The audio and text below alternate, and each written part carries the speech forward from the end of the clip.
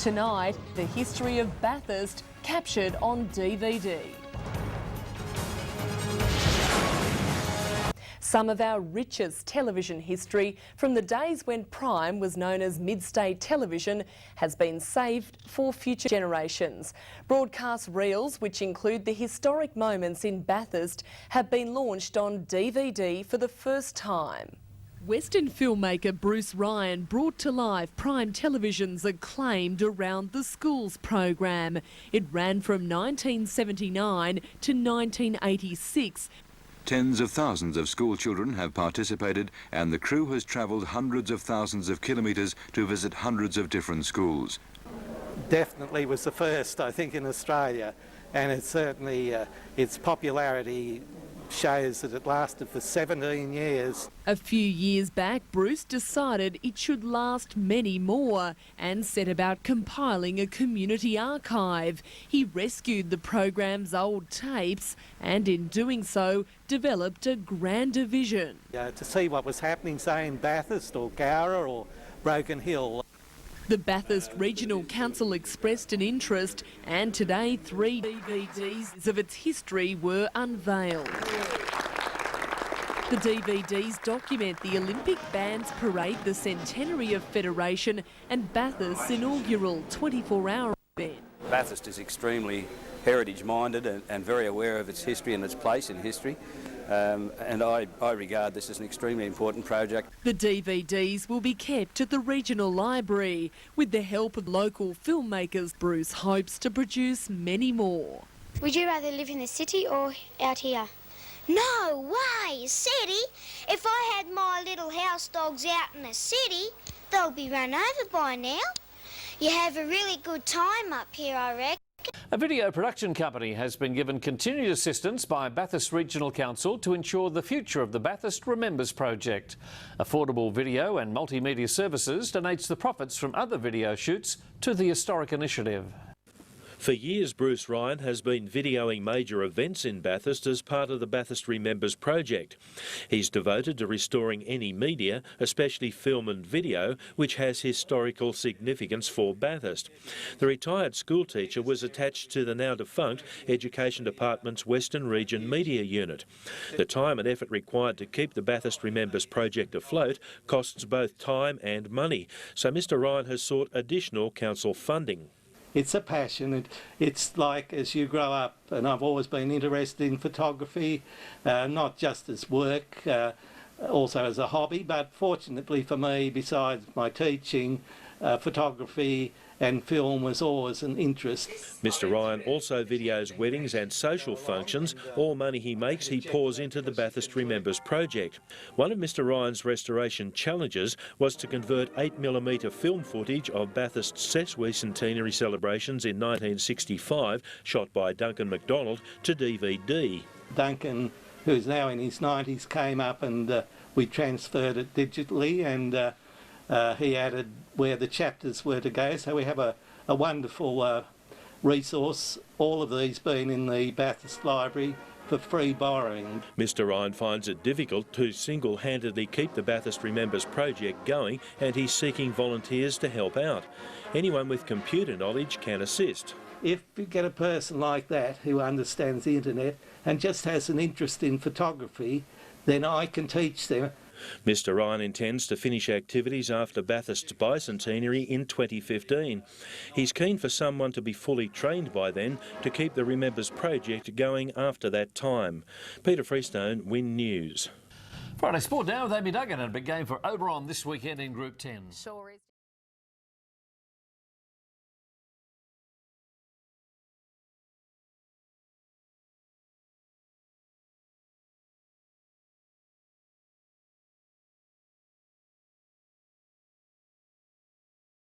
But they've all closed down, and this one just keeps going because it's an iconic track. Oh, for sure. And 75 years of racing. I had a relative of mine, my grandfather's brother. He raced here back in 1938. I've done some racing here back in the 90s, and this track just, with the council's help and government help, this track just gets better and better, and keeping them up. keeping the track upgraded is a big job. Sure. And takes a lot of money to do it. So that's why, you know, a lot of the other tracks have folded. They haven't had the support. So but we're lucky that we have support in this place, and we put money back into the racetrack from the races that we run here. But back to your 75th anniversary race meeting, it's really nice that we had a celebration yesterday of the unveiling of a plaque to the lady that actually named Mount Panorama. She was apparently standing up on top of the hill at one race meeting and said what a panoramic view she got from up there, and hence Mount Panorama came to the fore. And also Harry Hinton, one of the ex-motorcycle racers that used to be here every Easter, he had a busk unveiled yesterday down at the Motor Racing Museum. So great tribute to a great motor racing family. And but yeah, look, 75 years. What an honour to have that here for 75 years at Bathurst, and hopefully we'll have another 75 years. I probably won't be talking here then, though. Be in holograms then. You're a big girl.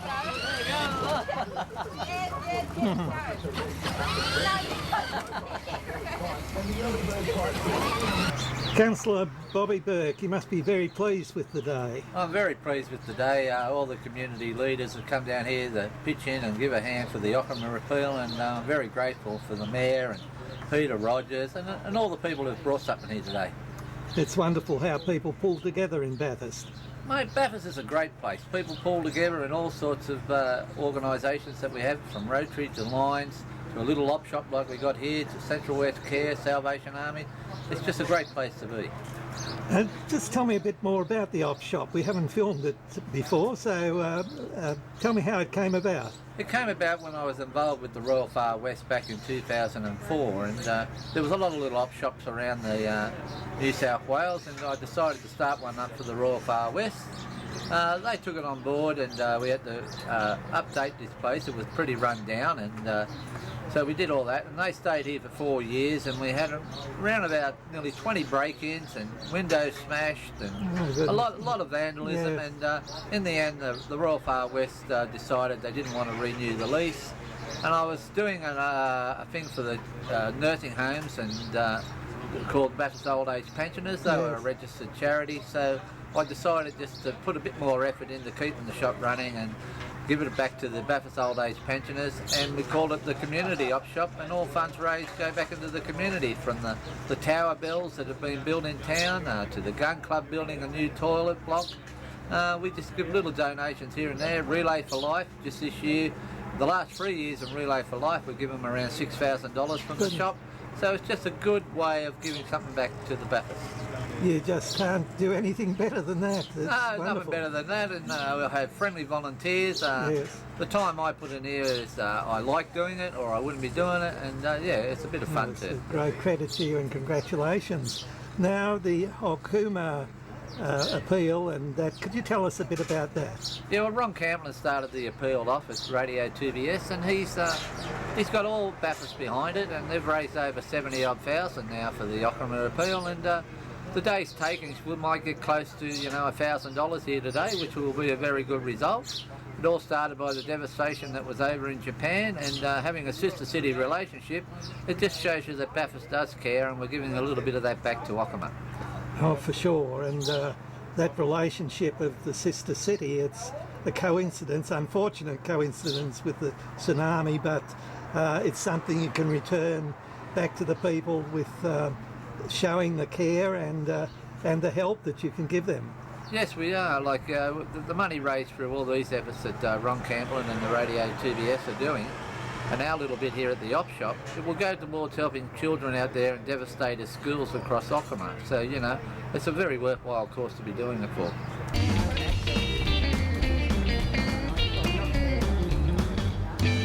This is a great day for Ockhammer, isn't it, the appeal? Well, certainly is, Bruce, and it's good of Bobby and all the other people involved, Ian North, all his friends and the whole community putting it all together. It's wonderful. Been a lot of people down here this morning. The little track over there, yes, the cars have been going. Yes.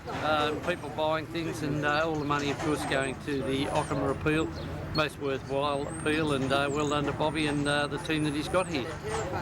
And I was saying to others, what's coming through is the community spirit, or the people genuinely wanting to help others and being involved. Always, that's the whole idea of the thing. You know, the people have had lots of causes that they've looked after this year, the people in Queensland, but the Ockhammer appeal is probably an ongoing thing that's going to go not just for weeks and months, but probably years. Yes. It's a huge appeal, and you know, we're very mindful of the people in Ockhammer, because Ockhammer is very close to the power station over there. Yes. It's got a problem, so yeah, it's all good. Minister, big day for the people of Bathurst today. It's a great day, not just for the people of Bathurst, but for everybody who has a passion about public transport, but also a passion about rural and regional New South Wales. This is a fantastic day and demonstrates that my government's commitment is not just about Sydney, it's about making sure our key regional centres have the opportunity to access a daily commuter service. And I want to congratulate the community of Bathurst who've been campaigning this for a long time. The local Member of Parliament, Mr Toole, since he's been elected, has been in my ear every day, and I also want to thank the great staff we have in Railcorp, especially Mr Tony, the head of our operations area, who made this possible. So they knew very clearly what our vision was, and they made sure it happened, and I'm delighted that the train was packed when it arrived at Central Station. And I do encourage the Bathurst community to literally get on board, to use the service, and to demonstrate how important it is to your community, but also to public transport beyond the mountains area. John, you must be very excited today, the reintroduction of a passenger service that's much needed here in the Bathurst area. This is a tremendous day, actually, when you think of it, because New South Wales regions grew off the back of the rail system, and I think it's a crying shame that over the last 30 years or so since that the rail service has been put in a state of decline, that we're starting to rebuild it again. I think it's a very appropriate place that it starts here in Bathurst, and maybe it'll set the precedent for future rail development for the state government.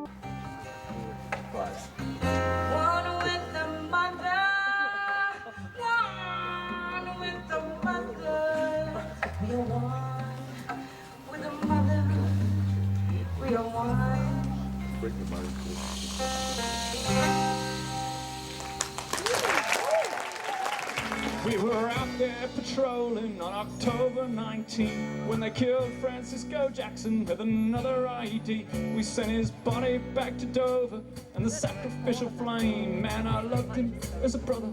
Now I'm fighting in his name, and so when I've had enough and can't take any more, home is where I want to be. I'll go clean my weapon and back up for more. Still fighting from Zeebrugge FOB.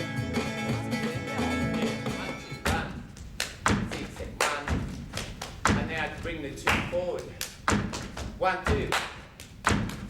1, 2, 3, 4, 5, 6, 7. 1, 2.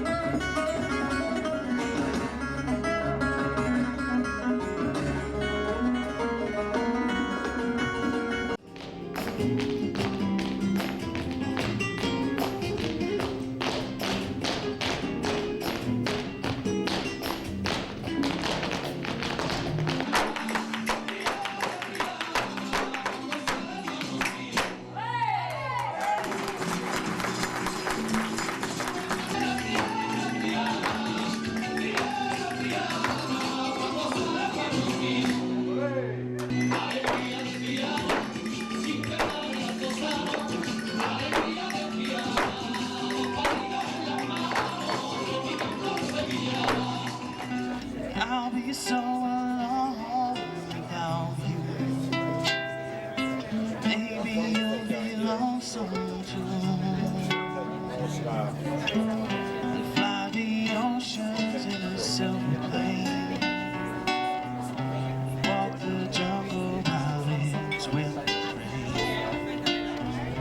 Just remember till you're home again. You belong to me.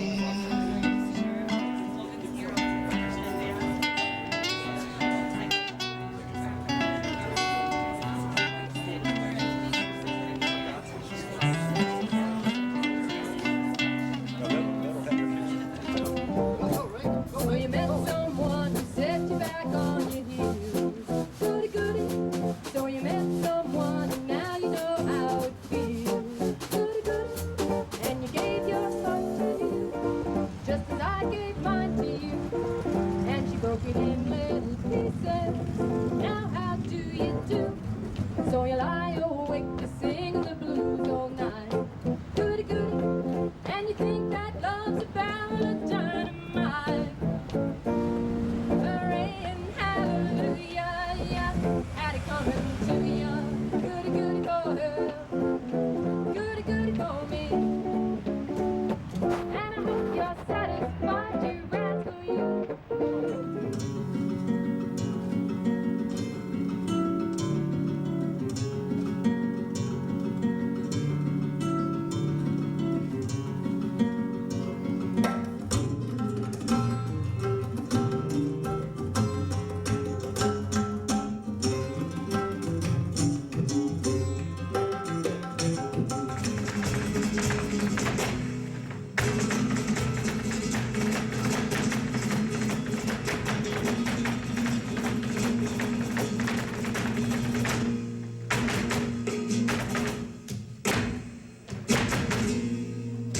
Yellow sheets on a Hong Kong bed. Stacey born on a singing ride. To the carnival is what she said. $100 makes a talk inside. 16 men on a dead man's chest. I've been drinking from a broken cup. 2 pairs of pants and a mohair vest.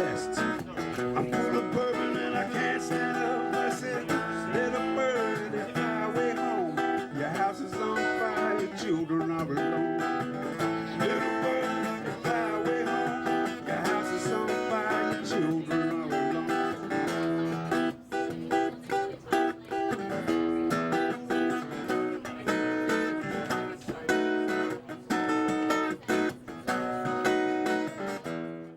This ambassador program is absolutely wonderful because it allows people like myself to reach the heart and soul of this nation.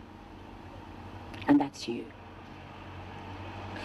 The amazing thing that we need to look after is our environment and our land. But the country people bring community. And sometimes in the big cities we can lose those very, very strong values. And those values of caring for thy neighbour, you know, visiting the poor, turning up at a hospital, giving some time. And time, I think that is what this is all set to be, Australia Day, is to stop for a minute and spend a little time reflecting on our ancestors and the people that came before us. My great-grandparents, my mum and dad fills me with emotion. And when I look at all of you and we welcome, Mum and Dad in 1952 welcomed the first lot of foreigners into the country. They called them foreigners. Now you're us. Now you're all part of us. And the reality was for the Snowy River scheme.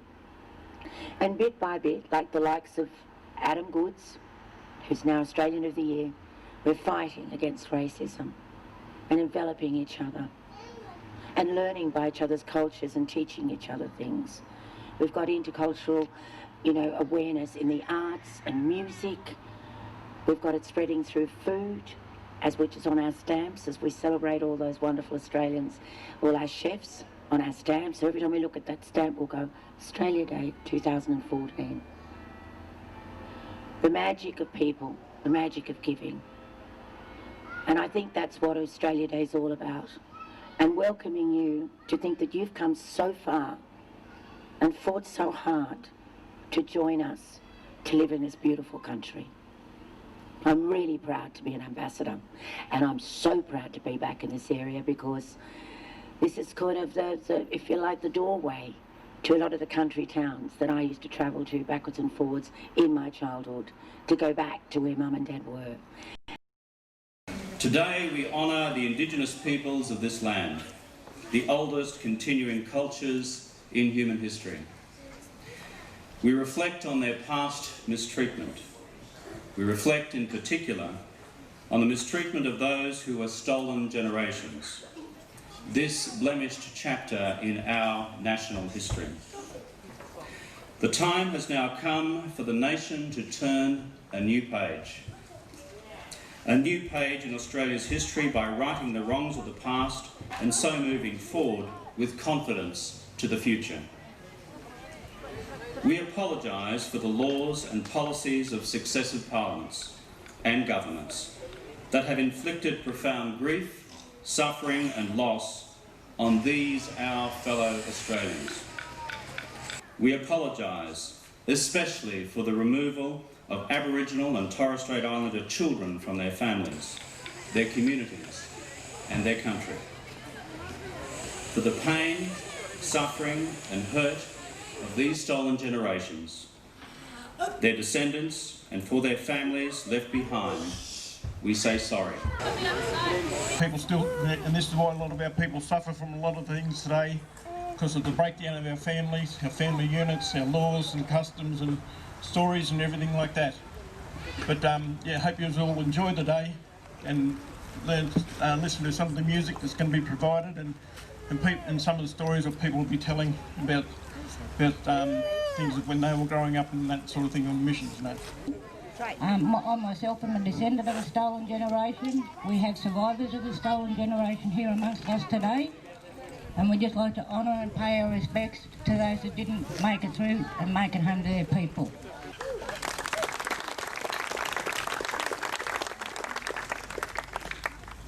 Now we'll call on the girls to do the sweeping dance and Uncle Ralph Naden and his men to do the welcome dance. Thank you.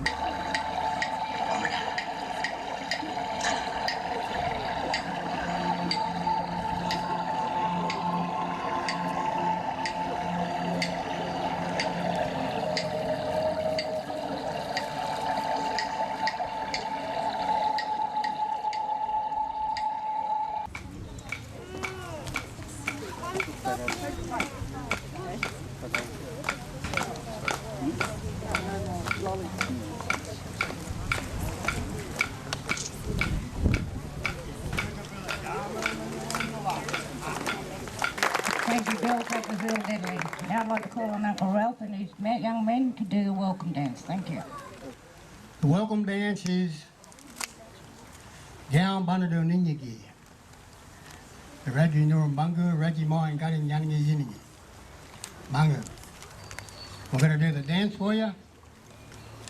My brother is swallowed a didgeridoo and he's a little fella, and he's going to play it.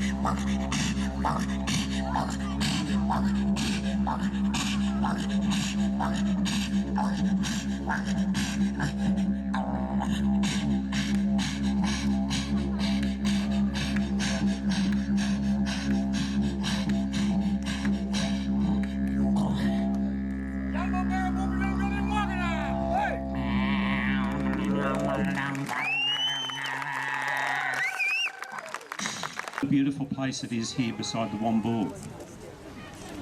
Very significant place to hold what is a very significant day for Bathurst. To have a sorry day in Bathurst would not have seemed to be possible 20 years ago, 30 years ago, and probably until Prime Minister Rudd apologised to the Australian people and to the Aboriginal community on behalf of the Australian people. I guess today might not have been possible neither. I have actually had a request from several members of the community to express here today their sorrow and to apologise on their behalf. And I too would like to apologise.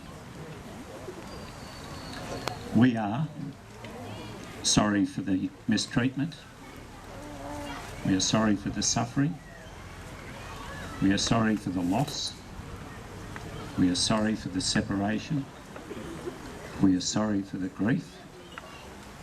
And we were sorry for the great anxiety and anxiousness that was caused. What happened those years ago is a blight on our soul. And as Prime Minister Rudd so superbly expressed, it is not until we recognise and deal with that blight on our soul that we can actually move forward. But today we will heal some of those souls. We will replenish some of those souls. We will make some souls aware, and I suspect that today we will bring some souls home to rest. We're lucky here in Bathurst that we have a diverse culture, and that diverse culture creates a richness here in our city. And I think in terms of recognising the diversity that exists in our culture and celebrating that diversity is certainly something that we do with the Aboriginal people. Now, I can say that I have become a lot more educated about the Aboriginal culture over the course of the last couple of months, and it is thanks to the people who I have mentioned before: Bill Allen Jr., Bill Allen Sr., Calberdine, Dindamar and Joylene, and that's not to leave anybody out. And I thank you and I value your friendship, and I thank you for educating me and making me more aware of this beautiful culture that the Aboriginal culture is. We are one with the mother, we are one. Can you hear us, Mother Ann? One with the mother, we are one. One with the mother, oh, one with the mother. One with the mother, we are one.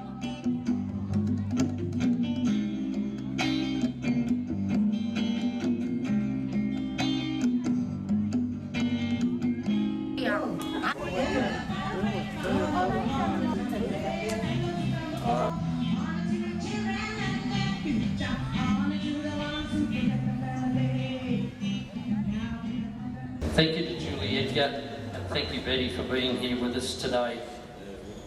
Ladies and gentlemen, there's really not much more to say. Thank you for being here. Please mingle, please speak with the people from the Hinton family, and speak with the other people who are here who've been involved with motor racing for so long. I look around here and the Bathurst people who've been involved with motor racing. And remember when the bikes were here so long ago. But especially to the Hinton family, thank you for being here. That basically concludes this afternoon's ceremony, and we'll invite you to stay for refreshments. Thank you. Oh, over the back over there, Tim. Thank you. And thanks to Tim Pike and his team who do an absolutely amazing job here at this museum. It's over the back over there, refreshments. Thank you, ladies and gentlemen.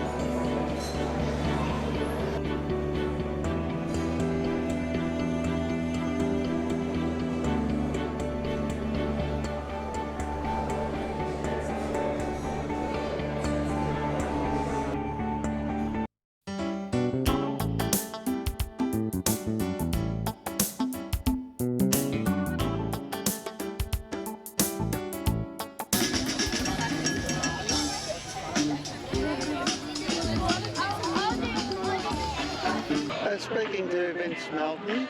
Vince, you've been involved with theatre and the arts for quite a long time. What do you think of this sort of thing in the park today? Oh, look, it's just fantastic, isn't it? You know, look at all the kids and families here. It's a chance for the children to learn skills that their dads and mums and granddads can't teach them. Something a bit different than footy and cricket. So it's fantastic. I know my granddaughter's just really enjoying it. Yeah. From one thing to the other. Yeah, I see the kids are really getting into it because they've got 3 workshops going and they're all well attended. Yeah, and every kid here is smiling. They're all smiling at what they're doing, yeah, even just watching. Yeah. And these events, such as Catapult in McCaffey Park, there's different ones going on nearly all the time. Yeah, we're very lucky in Bathurst with the amount of artistic endeavour in Bathurst. Like, we're so lucky. Stephen Champion from the Entertainment Centre has really, you know, boosted us along so much in terms of live theatre and events like Catapult. We're very lucky to have him here and to have stuff like this going on. You know, we got theatre, youth theatre going, adult theatre going, a couple of different groups do youth adult theatre. So you know, we're really, really lucky in Bathurst. Yeah.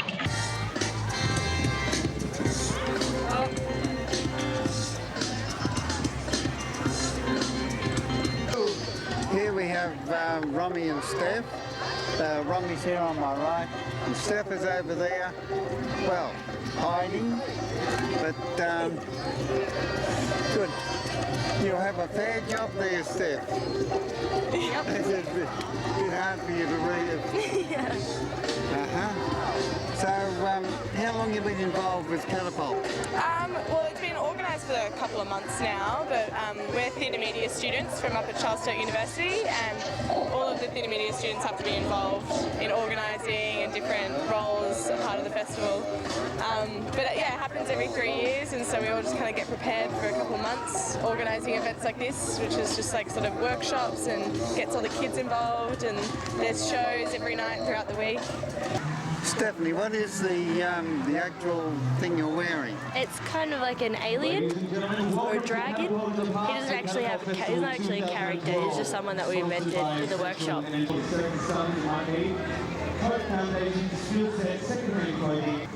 The catapult itself, is that a continuing thing throughout the 3 years? It takes about 6 months to organise, and then we just leave it for a couple of years, then we start up again. Because there's a lot of organisation. A lot of organisation. Like we've spent like 3 months building puppets, and a lot of all the signs and that have all been built at CSU. The tripods and the bunting, all that's been built at CSU, and it's taken months to prepare. So it's nice to have like a rest, I think, in between. I think everyone enjoys that. Yeah, it does. It takes a lot of time, and we've got a lot of other things on that we do. Theatre media students are pretty busy. Like we have, once we finish one show, we start up another one. So there's always so much going on. It just never stops. And then we have a holiday, and we don't know what to do with ourselves.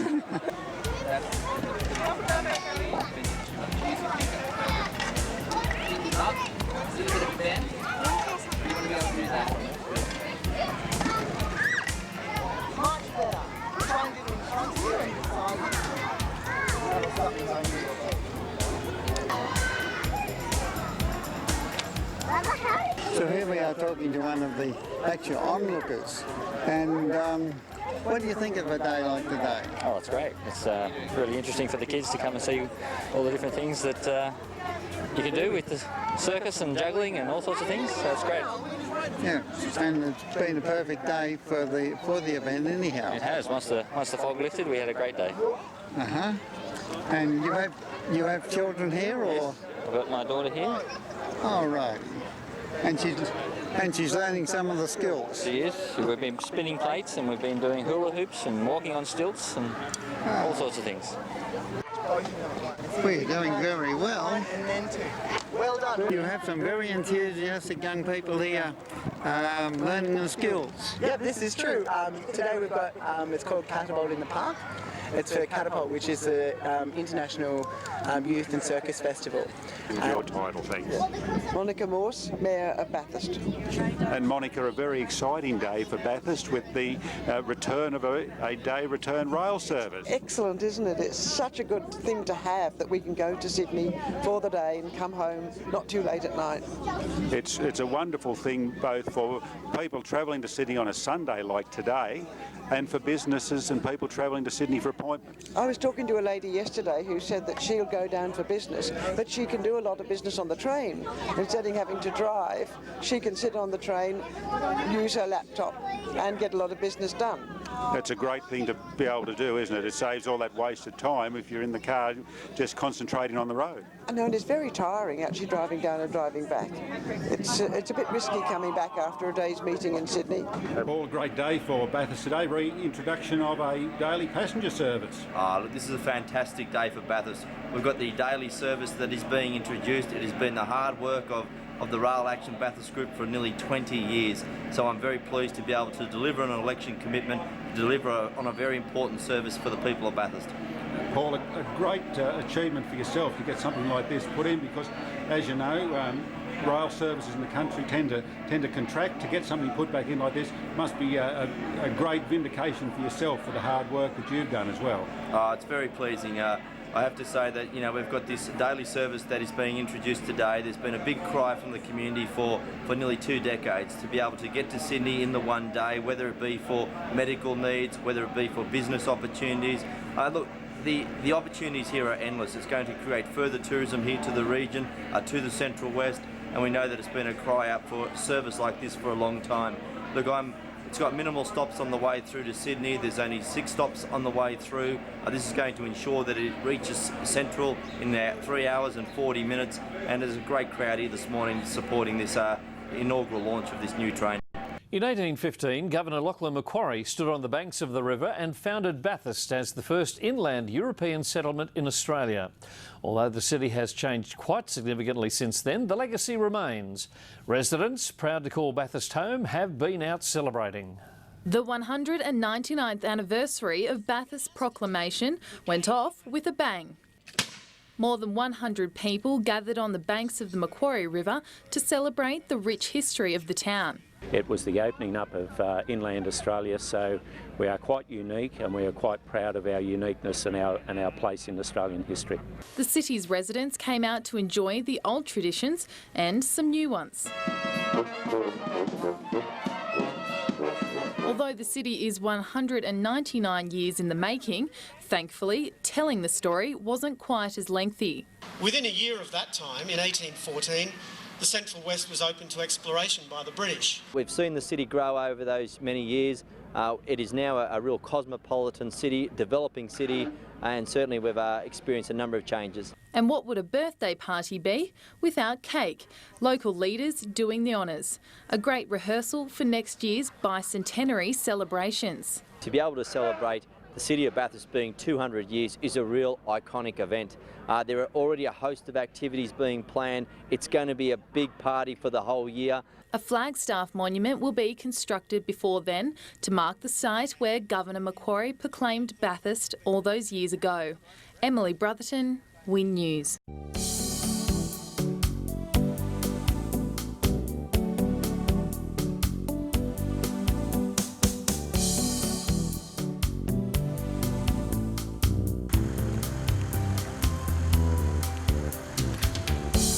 Earl Bathurst and Lady Bathurst, you're having a day in Bathurst.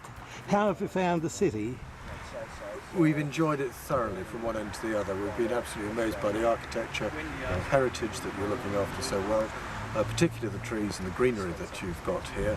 It's something that you must really treasure, and I think that the council are doing a wonderful job in looking after what you've got here in Bathurst. I think it may be almost unique to Australia.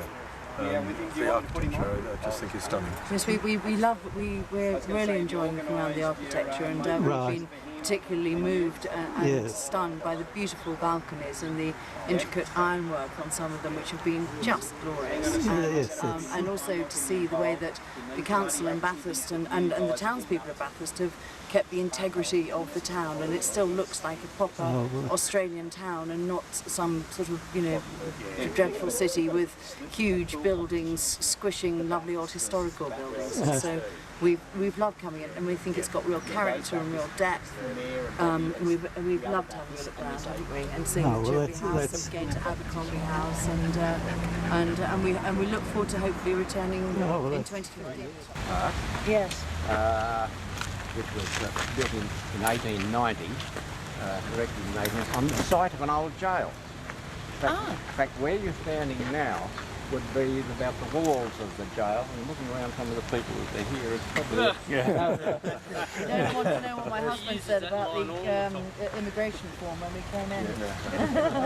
It was an awful old building, 3 stories high of red brick, with foundations 20 feet wide in concrete and 9 feet deep in concrete. They had to dig it all out with pick and shovel and cart it away with horse and dray. What a feat! That would be my favourite photograph in there is on page 3 or 5 or something, and it shows the remains of the skeleton of the jail with a horse and dray and a man standing alongside, and a great pile of rubble alongside the dray. It's, you just wonder. Thousands of people witnessed the raid of Ben Hall and his gang of bushrangers in Bathurst on the weekend. Just like the original 150 years ago, the bushrangers left town empty-handed, with the law hot on their heels. Unlike the original Ben Hall raid on Bathurst 150 years ago, there were plenty of witnesses to the 2013 event. In broad daylight, modern-day police turned a blind eye, handing over the streets to the bushranger gang for a clear ride through town. The raid on Pedrotta's gun shop was fruitless. It was then to McMinn's Jewellers. Not sure why they went there, but Mr McMinn, the jeweller, his daughter started screaming, and so the bushrangers hightailed it out of there and went up to Mr de Kluwit's Inn to pinch the racehorse pasture. 5 local horsemen played the roles of the bushrangers, and modern mounted police doubled up as the 1863 troopers. But the reenactment was only part of the festivities. Thousands of people gathered to see the impressive displays at Bathurst Courthouse, outside the Historical Museum and along Russell Street. Regular firings of flintlock and percussion-capped rifles kept the large crowd engaged. Since 10 o'clock this morning, we've had a constant stream of people around here. Every hour or half hour we've had tours leave here, so there's up to 5 tours an hour taking place.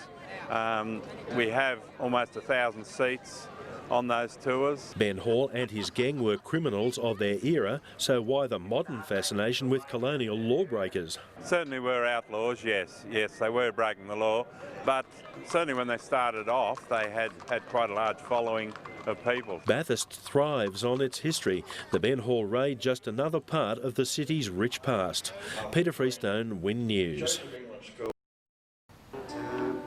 We're upstairs in the Historic Museum, going into the Ben Hall exhibition room that is to be opened shortly. And so for familiar costuming of the period. And a famous person, Ben Hall. When 7 police surrounded him, as in the dark he lay.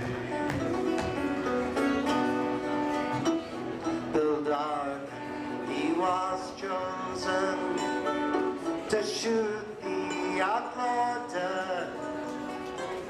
The troopers fired madly. Love your earrings. Well, I thought I should be. I think that. I'd like to begin by acknowledging the Wiradjuri people, the traditional owners of this land.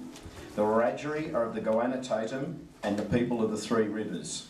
The Macquarie, traditionally known as the Wambool, the Lachlan or Kalari, and the Murrumbidgee, which has retained its name.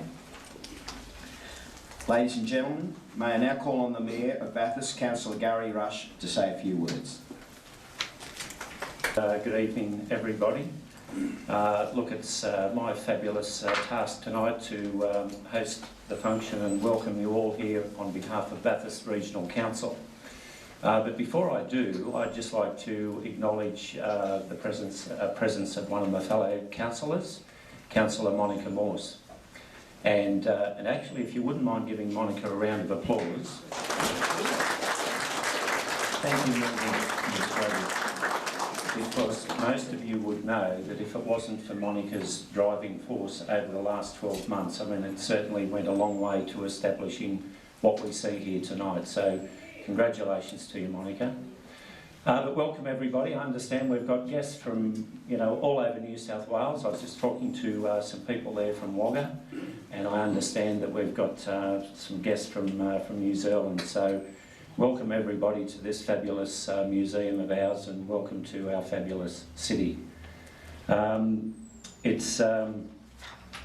I must say that the work of the committee in organising this, there has been a lot that has gone into the culmination of this event here tonight, and naturally enough, without the work of Alan McRae and his Historical Society, well, none of this would have been possible.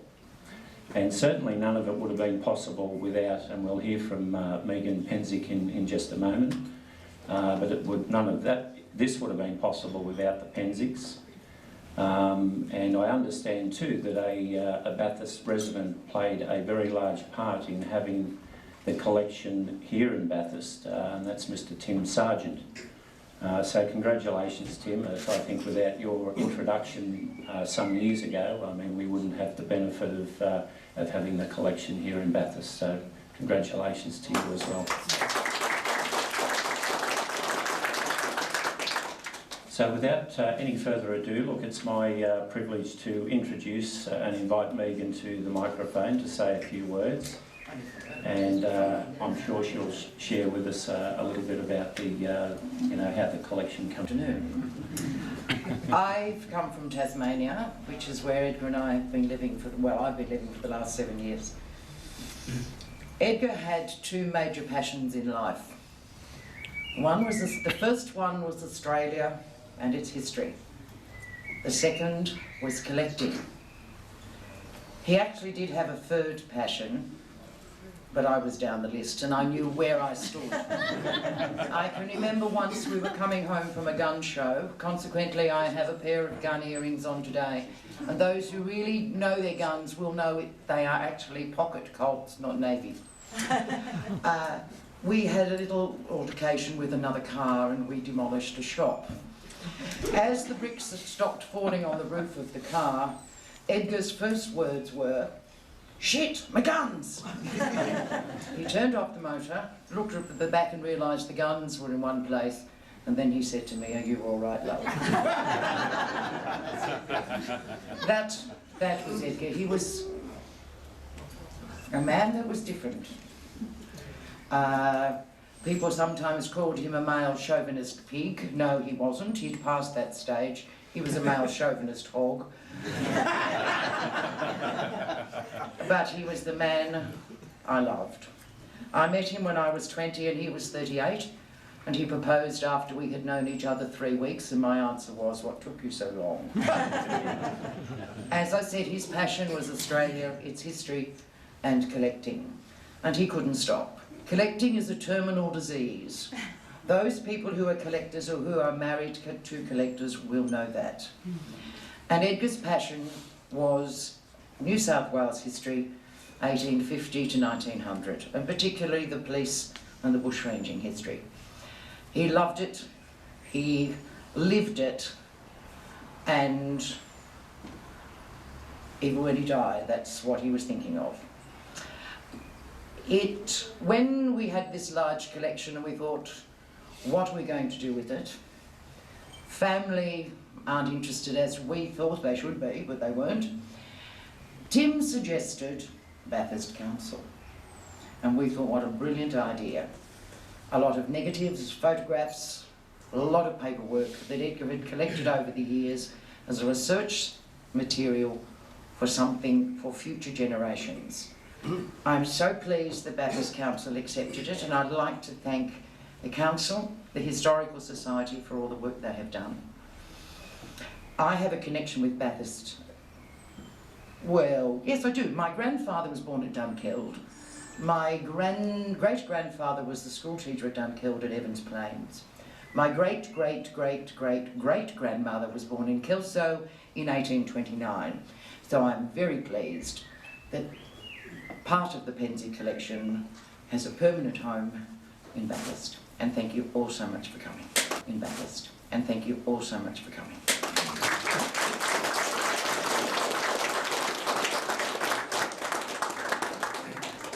Thank you, Megan. That was greatly appreciated. I'd now like to welcome the President of the Bathurst Historical Society, Alan McRae, to speak.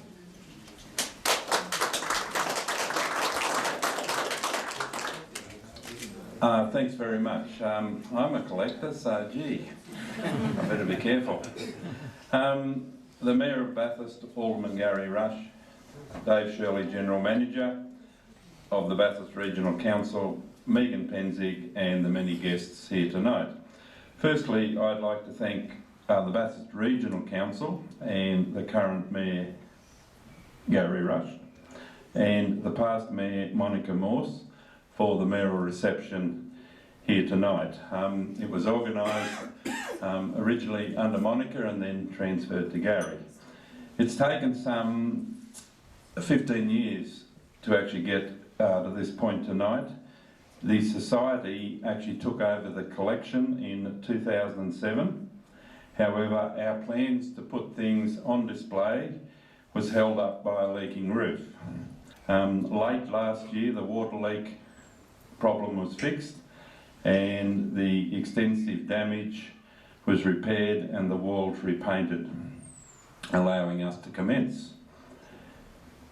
It is anticipated that we will be able to display a greater part of the collection when more room is available. We are currently designing our first display unit, and that should be in place next year. I'd like to thank Megan for travelling all the way from Tasmania for tonight, and on behalf of the Society and the citizens of Bathurst, I'd like to extend our appreciation for the collection that has been donated by Edgar and Megan.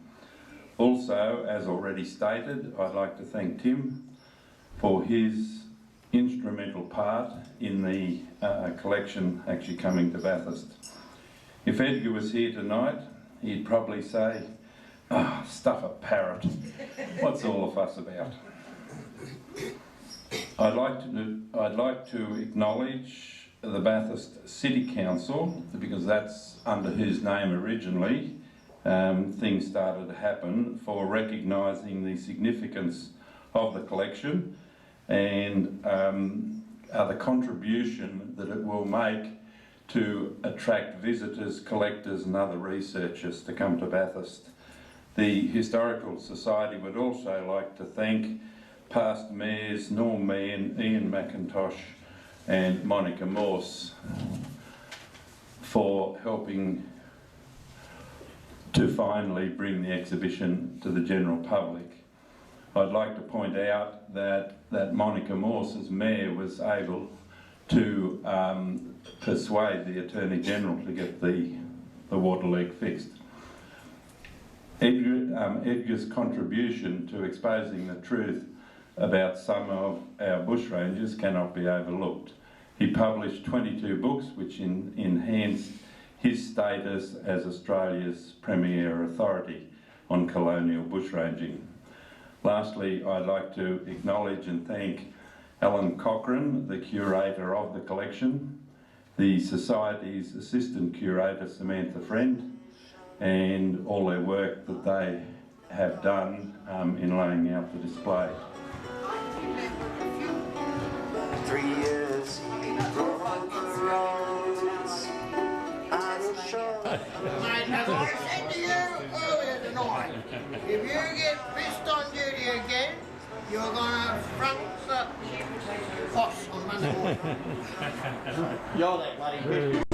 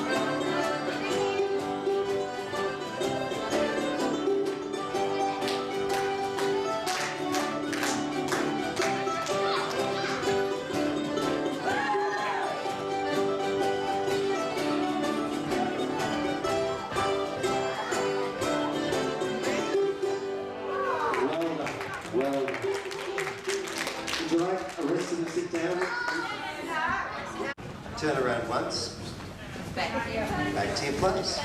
And then you step forward, hold both your partner's hands, turn around once, and back to your place.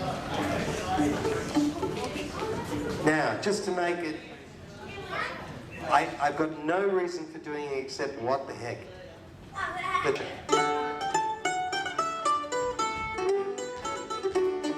in and bow. Right arm turn. Left arm. Two arms.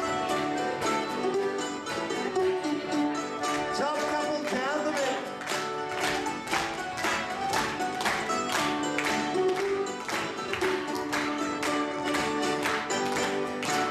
Casting off.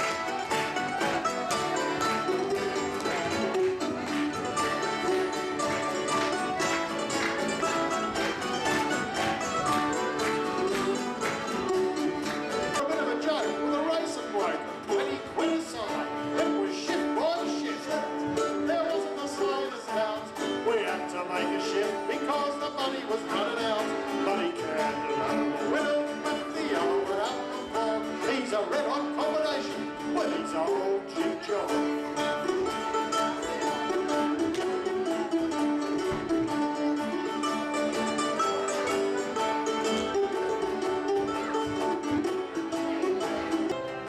1, 2, 3, back 2, 3, 4, spin your partner on. Slide, slide, back, back, waltzy, waltzy, waltzy, waltzy, waltz. 1, 2, 3, 4, back 2, 3, spin your partner on. Slide, slide, back, back, waltzy, waltzy, waltzy, waltzy, waltz. Out on the board, the old sheriff's star, grasping his shares in his big bony hand. Slides, slides on the back and go, or anything else, I won't make that ring a go. Come, the shares rise, click, click, click. Slides his board and his hands move. The rounds around, he's been by a blow. Curses the old style.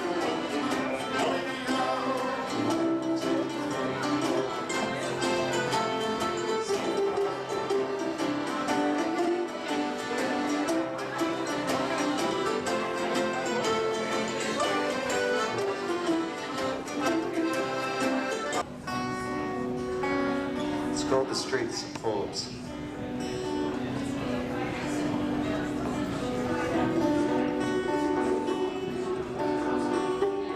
Come all you Lachlan men, hear the sorrowful tale I tell concerning our hero who through misfortune fell.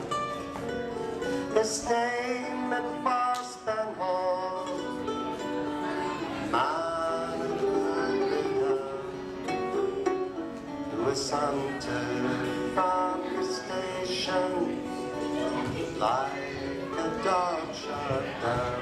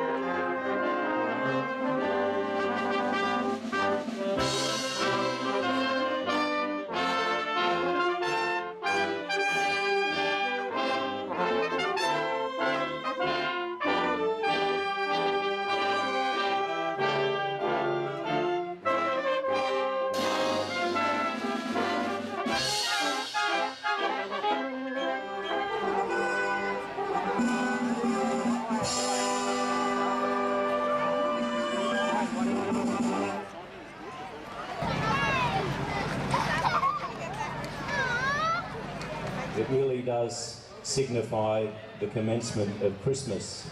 And it's great once again to see so many people here, so many families, grandparents, parents, children, really enjoying what Bathurst does best, and that's put on tremendous community events like this.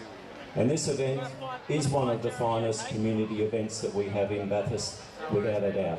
And I'd just like to congratulate a few of the people who make this event so special. First of all, the Bathurst City and RSL Band. Without you people, this is not possible, so congratulations to you. And of course our wonderful Allegri singers, who for a number of years now have been coming along and making this a very special occasion.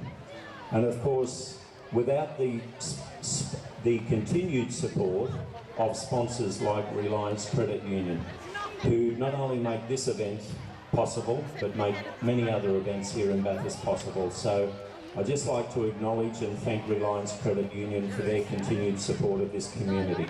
And I'm sure everybody will have a tremendous night.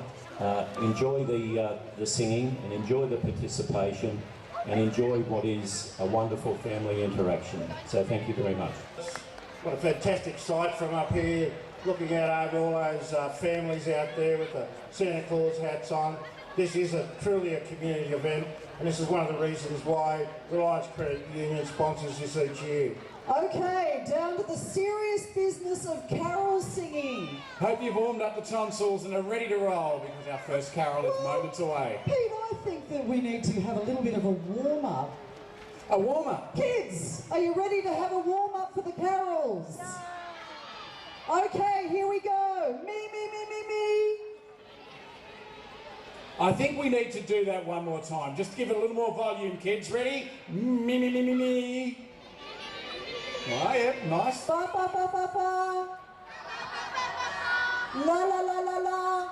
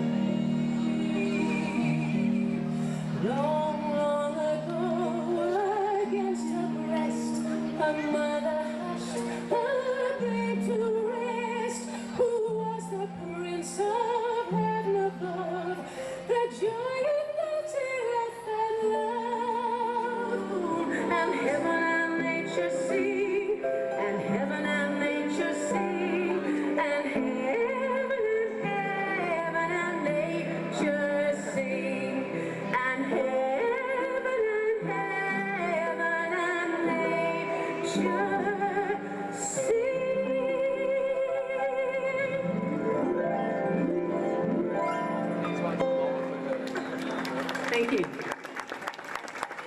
How lovely was that?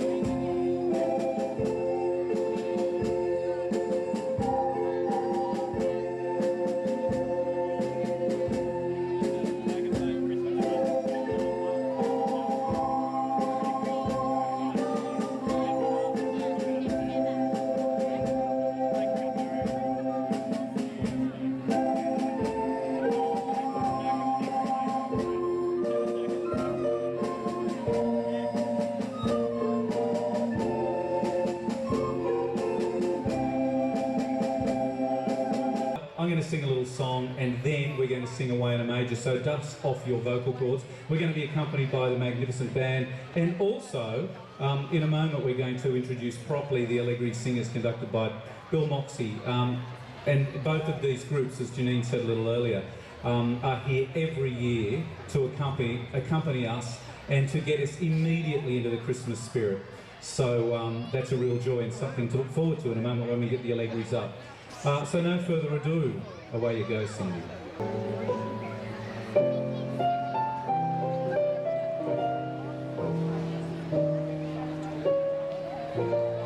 Have yourself a merry little Christmas. Let your heart be light. From now on, our troubles will be out of sight. Have yourself a merry little Christmas now.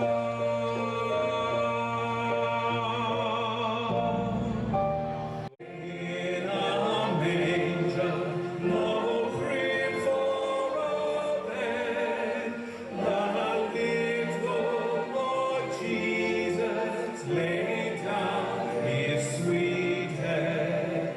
The stars in the bright sky looked down where he lay. The little Lord Jesus asleep on the hay. The Mitchell Young Voices is the Conservatorium's youth choir with ages ranging from 8 to 15.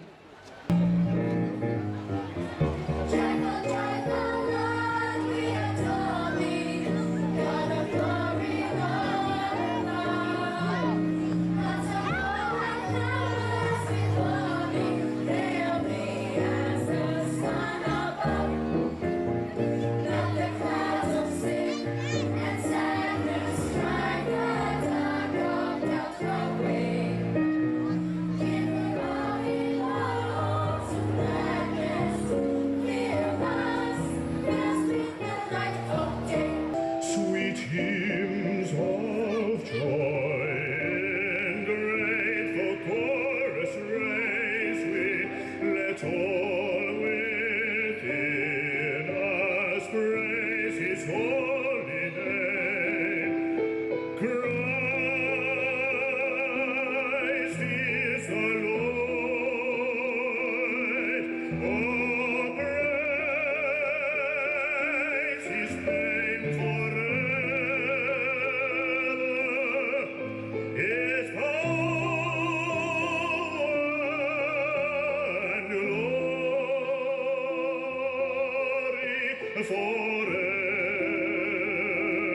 forevermore proclaim.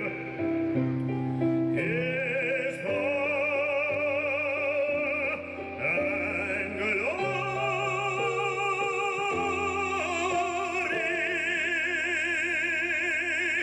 forever.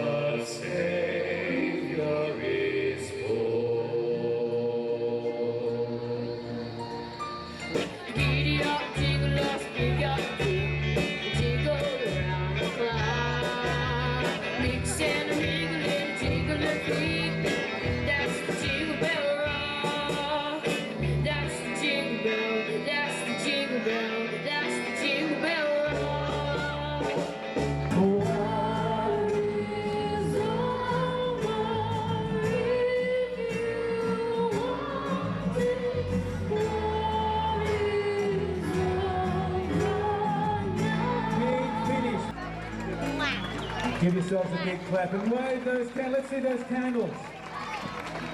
Let's hear it for Vim.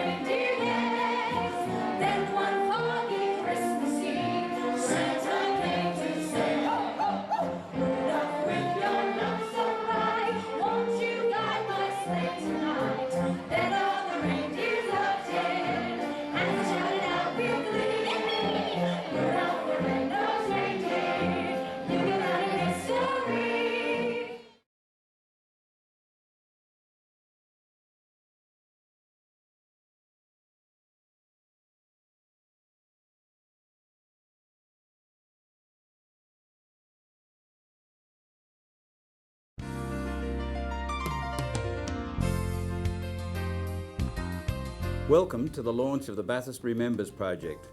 The concept originated from Bathurst Regional Council working in conjunction with the Community Filmmakers Group, Communication and Resources Project, or CARP, and Bathurst Production House, AVAMS, over the past 4 years. From the research and trialling of pilot programs by filmmaker Bruce Ryan, working in conjunction with Council's Administration Manager John Clegg, we have now reached the stage where the program can be open to the community and given the impetus it needs to ensure the DVDs produced are easily accessed through Bathurst Library and other educational sources.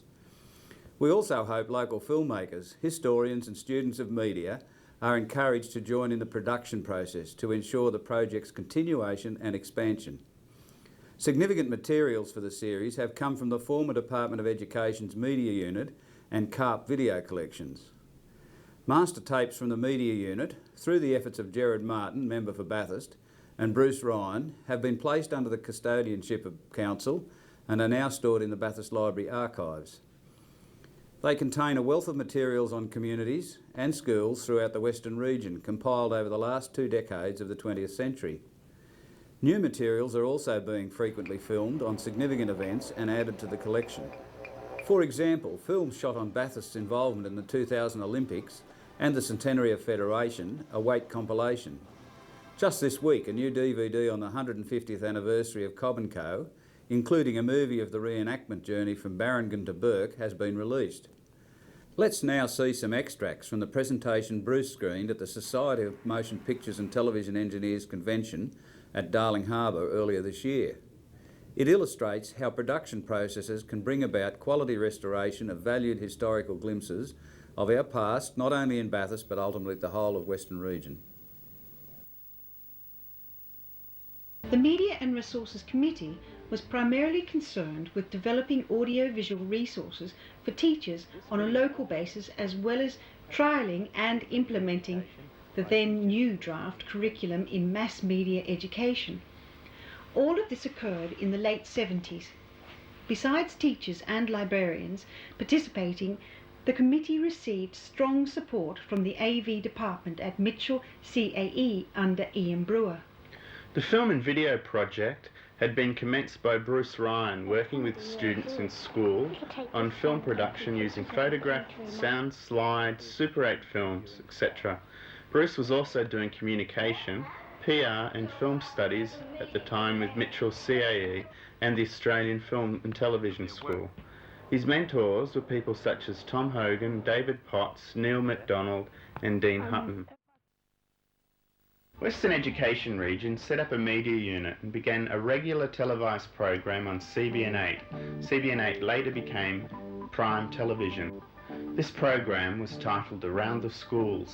Around the Schools was to provide a window in education on the good things happening in our schools, and particularly the work of the teachers and the students what was happening right at the classroom level. I think parents and the society want to know what's happening at that grassroots, what's happening in the classroom. And for the period that we worked, I think we showed lots was happening.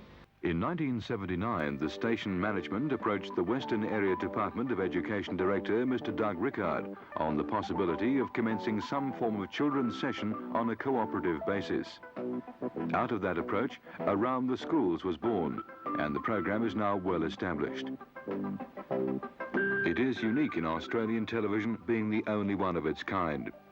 Over the 5 years it has been in production, tens of thousands of school children have participated, and the crew has travelled hundreds of thousands of kilometres to visit hundreds of different schools. Its success lies in its ability to move around the viewing area, picking up stories when and where they happen. In 1980, the Australian Broadcasting Tribunal gave the program its official C rating, a coveted award in itself. Did you get any real positive feedback from the schools that you were filming? Certainly did, Jeff. The feedback was the students and the staff wanting in the first place for us to come out and film. It was a new medium for them to work with something else besides the written word and besides an audio recorder. So it was an extension of the work that teachers and students can do in composing stories about what they were doing. So we felt it was a great reward. We also got the other reward in that the number of people who asked for copies of the programs and who wrote to us when Around the Schools was screened, saying that they enjoyed the program. It was localised, so it had more importance. A number of the kids in the region were directly involved in the productions, especially in the later years, and just the interview presentation. Do you think that sort of helped kick a few kids off into film careers, maybe? It'll be interesting to see where those students have ended up, but I do know a couple of them who've gone on to follow a media-related strand, and of course those that came to us from Mitchell CSU already had that interest, and we provided some of the icing, I think, for them by letting them work on practical projects. They'll always remember that they did something in film, and perhaps they might not all be filmmakers, but they might be writers and good communicators. The first major project of CARPS was that commissioned by a combined CAT program of Northwest and Western regions of New South Wales. The new 3-tube CARP camera was used and picture quality was greatly enhanced.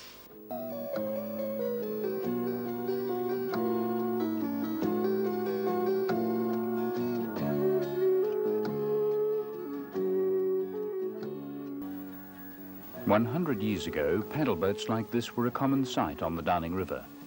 They played an important part in the settlement of vast areas of western New South Wales and southern Queensland and the establishment of the wool industry.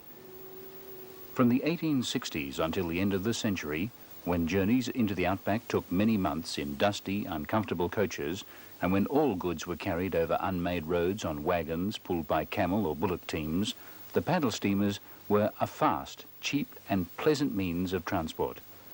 The steamers and their barges carried passengers, mail and stores upstream to the isolated stations and returned with the precious cargo of wool.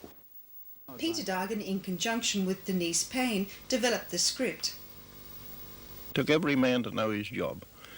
And so every bargeman, you wouldn't be on a barge if they didn't know how to row a dinghy well, how to put out a line very quick and don't tie knots that you can't get an axe to undo. Murrumbidgee frog knots, we used to call them. The only way to undo them was with an axe.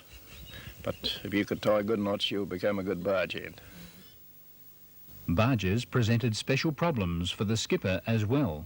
In very winding situations in the river, there's places where they would very rarely see the barge at all. They'd see the tow line still coming around the corner. And I've actually spoken to some of the old chaps that have been in that situation.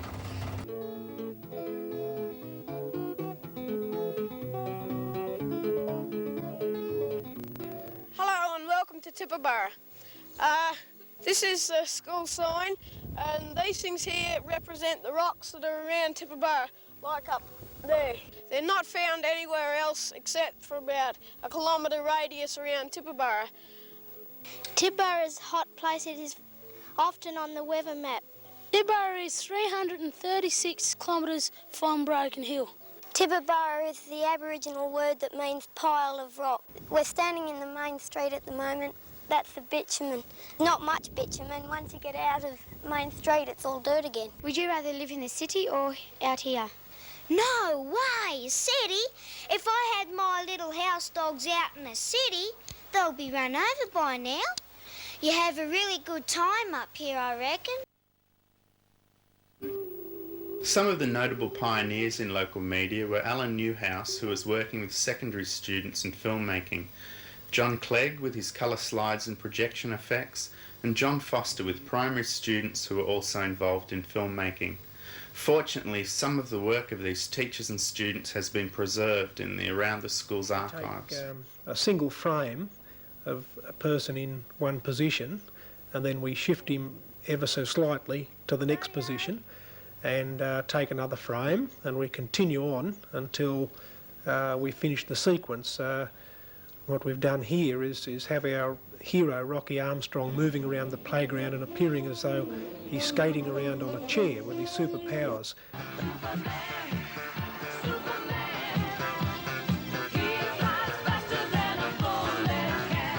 ATS programs like Eddie Boger's Photography in the Classroom continue to enthuse teachers in practical media approaches. We only learned as we went along. The children did their own darkroom work, and they all carried it through right from the word go. We printed our own negatives. Take a photo of them. Mark, look towards the back of us and give a little smile. Some local and adult education courses were conducted in using modern communication equipment such as the camcorder. High school students doing work experience at the unit were also given this training and practical experience.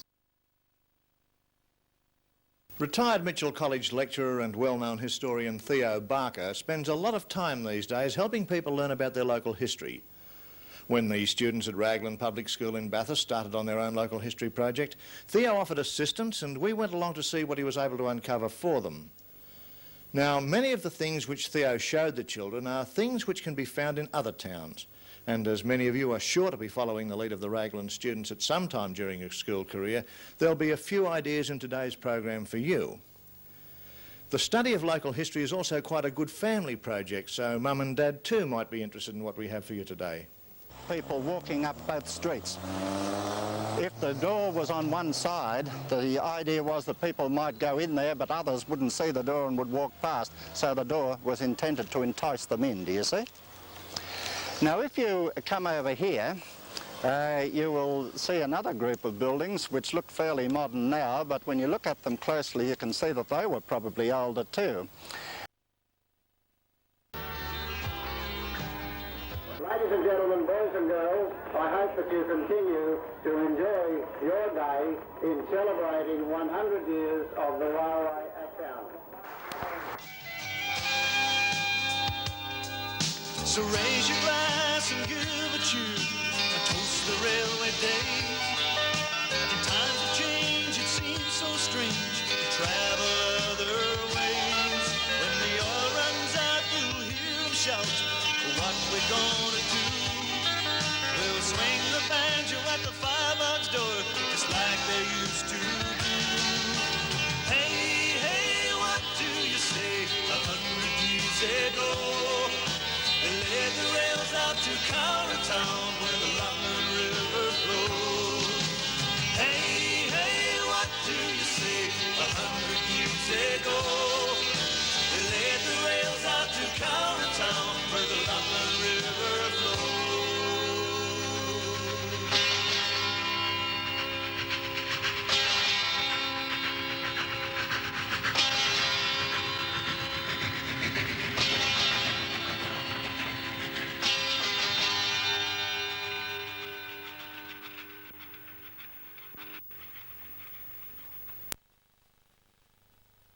In recent years, 1994 to 96, CARP took an independent role, assisting regional communities to gain access to the federal government cooperative multimedia project. And let's have a little look at the clip to see what was involved.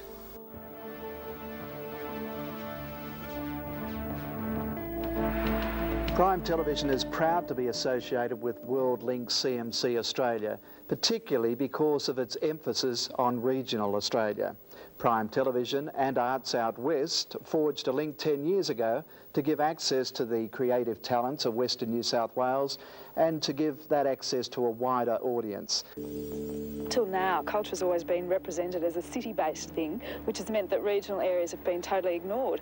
And regional culture is one of the most exciting parts of Australian culture, and at last there's a chance this can be represented if the CMC's in Bathurst.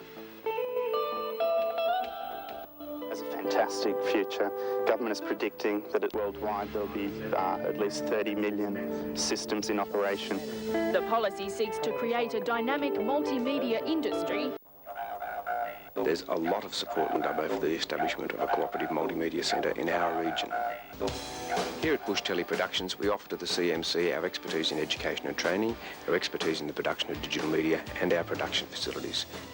The Land Information Centre is one of the many WorldLink Australia CMC Consortium members. They bring into the organisation access to over $2.5 million worth of multimedia-capable equipment.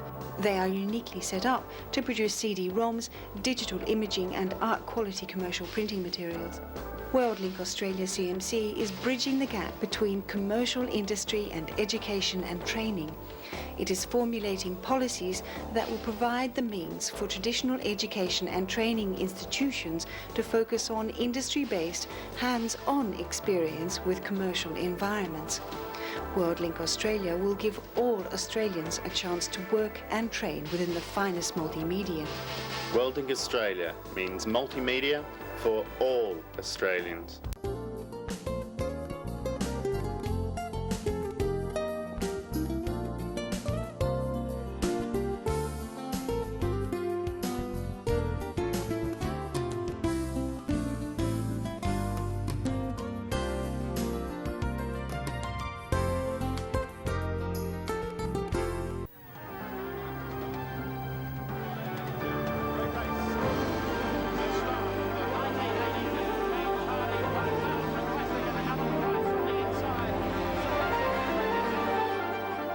Welcome to Bathurst, Australia's oldest inland city and home of the famous Mount Panorama motor racing circuit.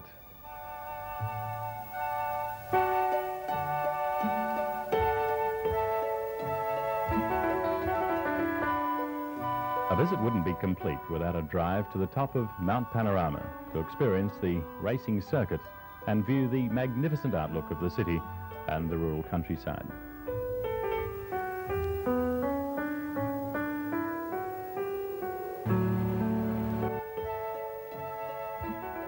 Bathurst is steeped in history and combines the old and new in a picturesque rural setting. Bathurst truly is the city in the country. After paying a visit to the tourist centre, why not take a stroll around the historic city centre and relax in the beautiful parks? Bathurst also has a claim to fame in being the birthplace of one of Australia's famous Prime Ministers, the late Ben Chifley.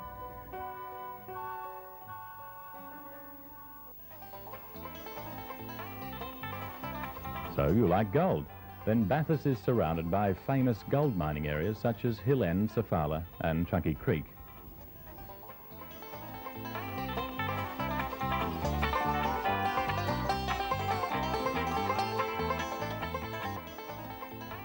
Visit Bathurst Gold Diggings, which is a recreation of an 1860 gold mine. Here you can learn much about the early gold rushes and how gold was mined and crushed.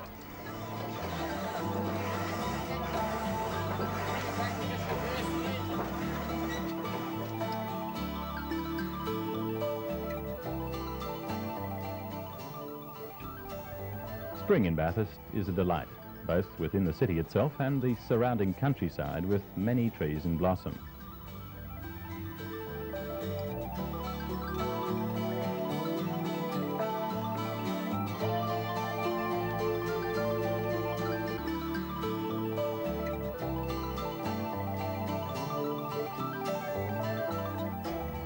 Just down from the tourist centre is the Civic Centre and the Art Gallery. The gallery has an excellent collection of its own, as well as being a venue for many exhibitions throughout the year.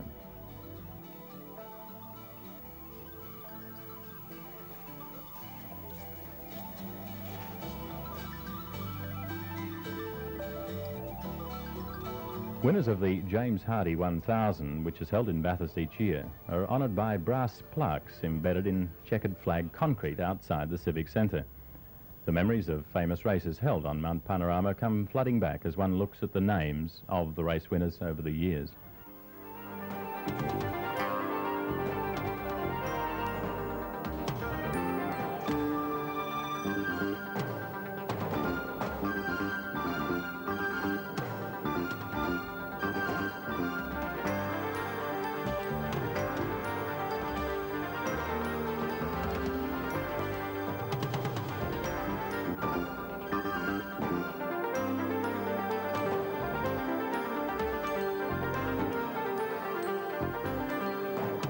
Next to the Civic Centre is the Historical Museum, located in the restored east wing of the Bathurst Courthouse. It's well worth a quiet browse through. The courthouse is a fine example of colonial architecture. It was built in 1880. If you're interested in music, a visit to the Central West Music Centre in the west wing of the courthouse is recommended. Bathurst is part of the growth zone, which includes Blaney and Orange. The surrounding rural area is a delight to drive through. See the tourist office for recommended tours. Before we leave the city centre and King's Parade, it's worth remembering some of the historic events that have occurred here, such as the Queen's visit in 1982.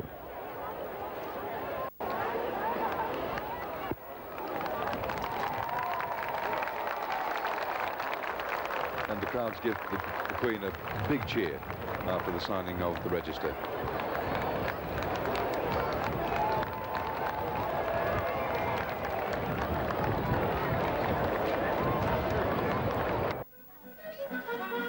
Makati Park, close to the city centre, is a shady retreat. When we visited, a fun day for children was being held. Bathurst has many cultural events occurring each month. When you visit, it's worth finding out just what's on.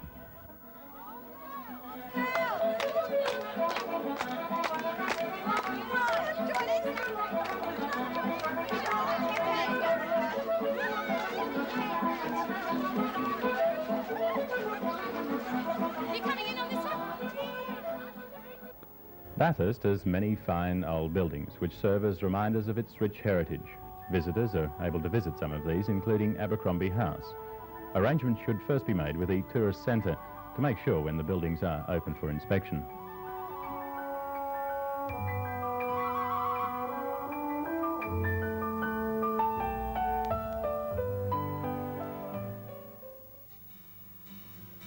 Many tourist attractions have a unique country flavour, such as the Bathurst Sheep and Cattle Drome, where the farm animals really turn on a show all of their own.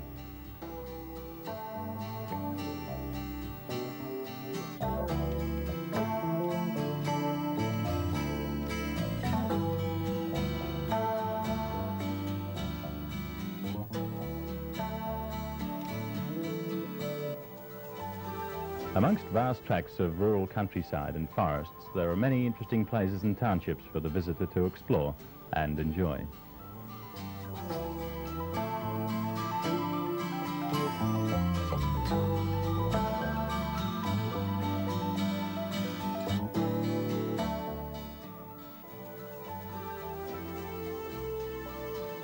Scenic drives where every hill reveals a postcard view and each river crossing a delightful picnic spot.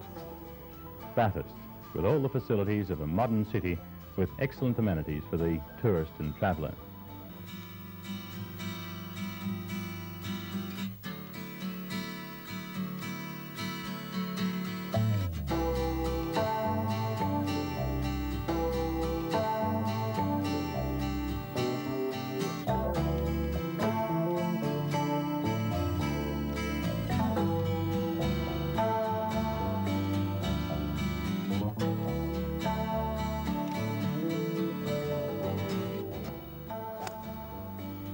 Bathurst, a church town with 2 cathedrals, an education centre with schools, colleges, a technical college and of course the Mitchell College of Advanced Education.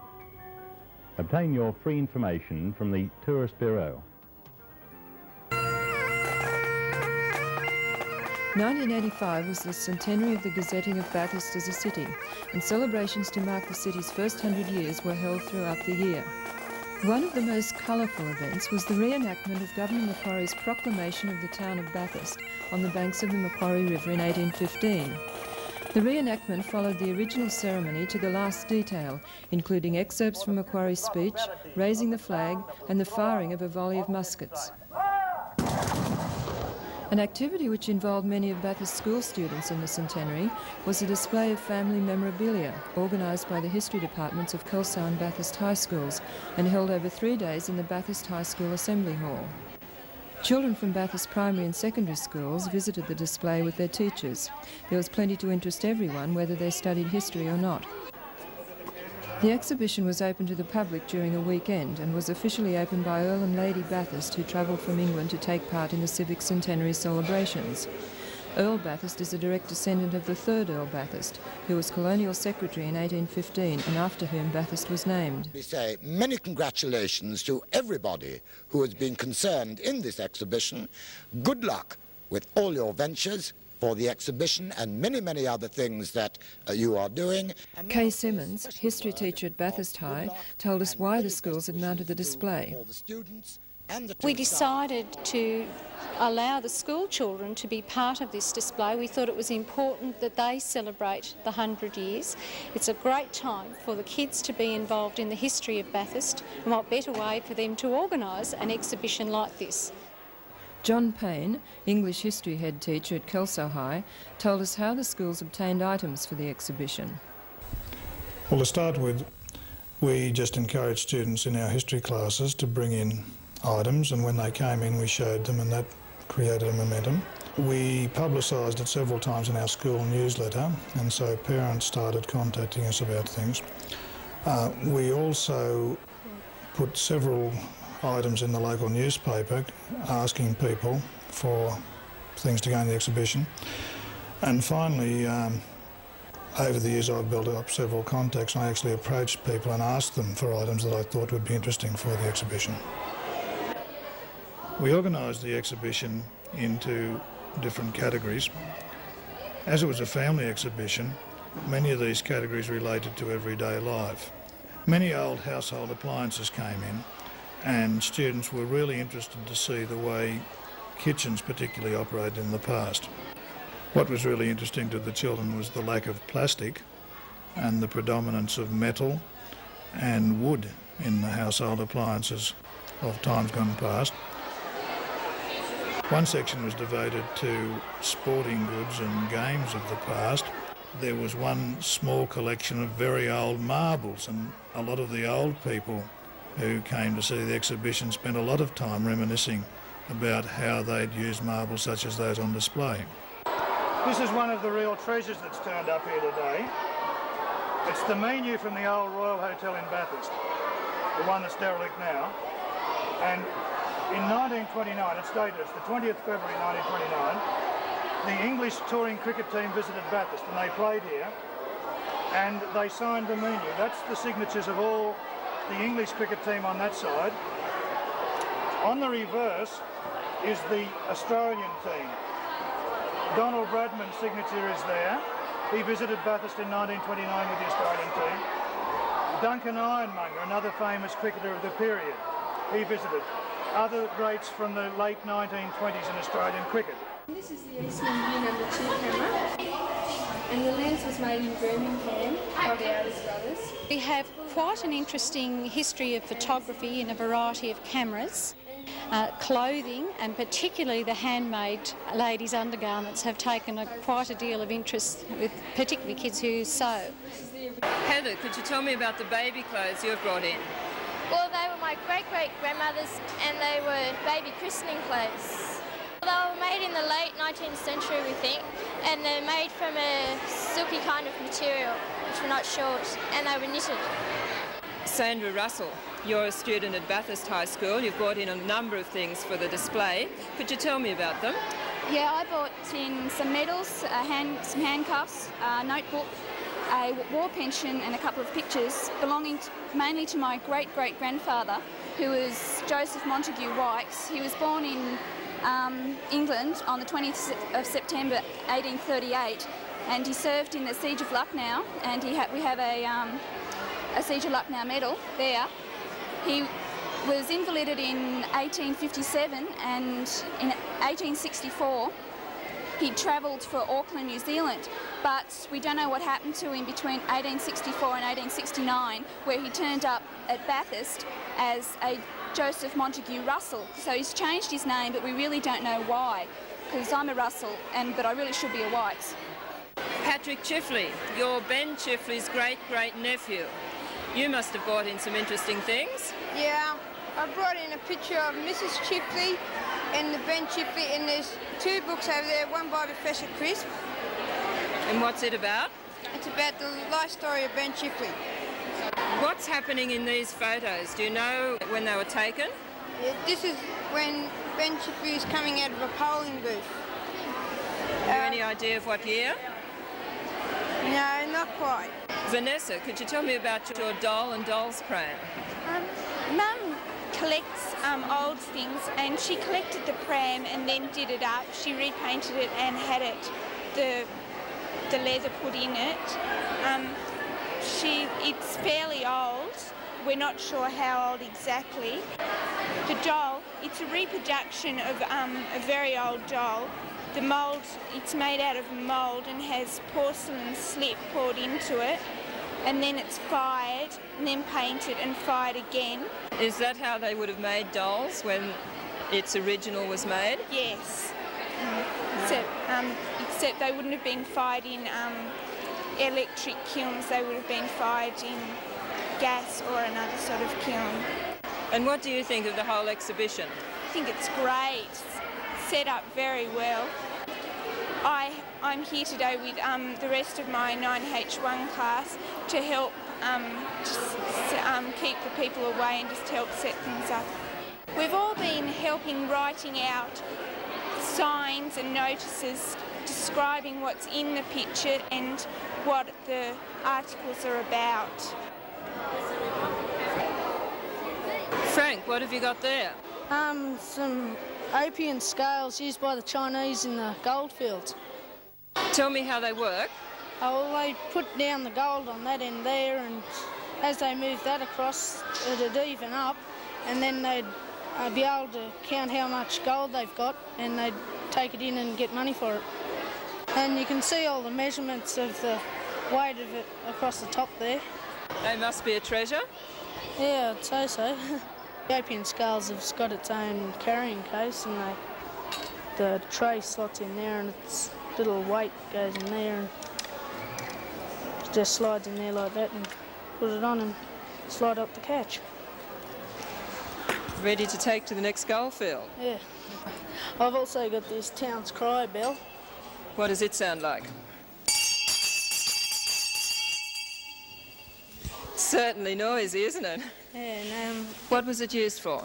To ring when there was some news to be said, instead of like we've got the town paper now. They used this and all the town ran to find out the news. My grandfather got this, and it was the Bathurst Town Criers bell. Bathurst's family history group took part in the exhibition, and its display included microfiche readers and computers. Students and community members were able to use the very latest technology to find out about their own family histories.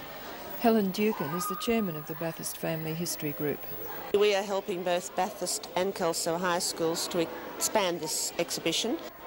And this weekend we hope to be able to help people with how to start with family history, give them a guide, show them all the certificates or types of certificates that they use, some of the sources that we use for family history, and generally just help them along and give them some more information.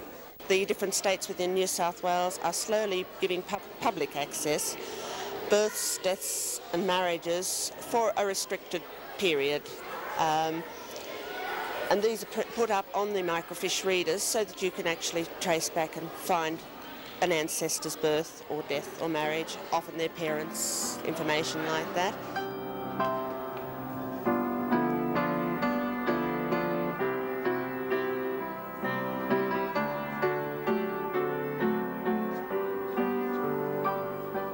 Prior to the exhibition, I'd been contacted at school by the son and daughter of the writer of the aeroplane jelly song, Albert Lenertz. He'd been born in Kelso, and they were very keen to see that his connection with Kelso was remembered. And so they actually contacted the school and gave us a copy of the aeroplane jelly song music and a picture of Mr. Lenertz. Because so many of the exhibits were valuable, we couldn't allow people to touch them. However, we did organise specifically one so-called hands-on area where people could touch and browse. We were lucky enough to get hold of a collection of 1950s and 60s women's weeklies and newspapers. We had literally hundreds of them, and we put those in a section of the hall where people could sit down, browse and reminisce about the 50s, or in the case of students, in fact find out about the times. People were amazed to see what a place the royal family played in the Women's Weekly of those times.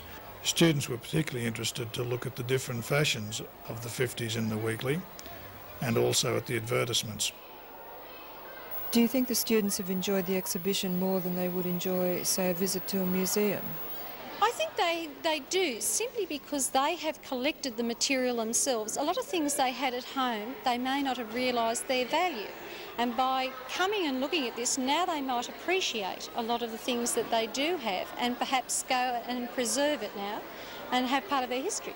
The schools benefited in a lasting way just by the increased interest in history, particularly local history from our students, and an interest in our recent past.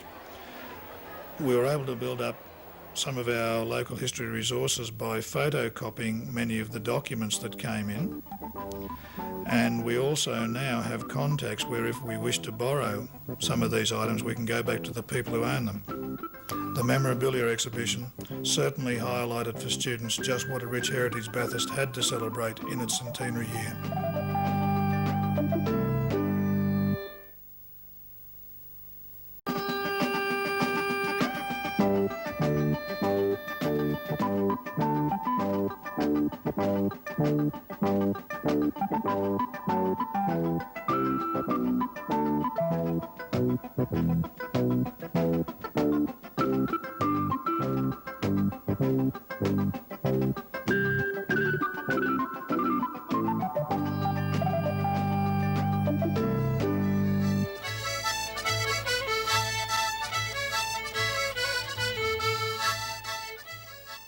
This is Heritage Week, and throughout the region, children are taking part in activities which will increase their understanding of Australian history and culture.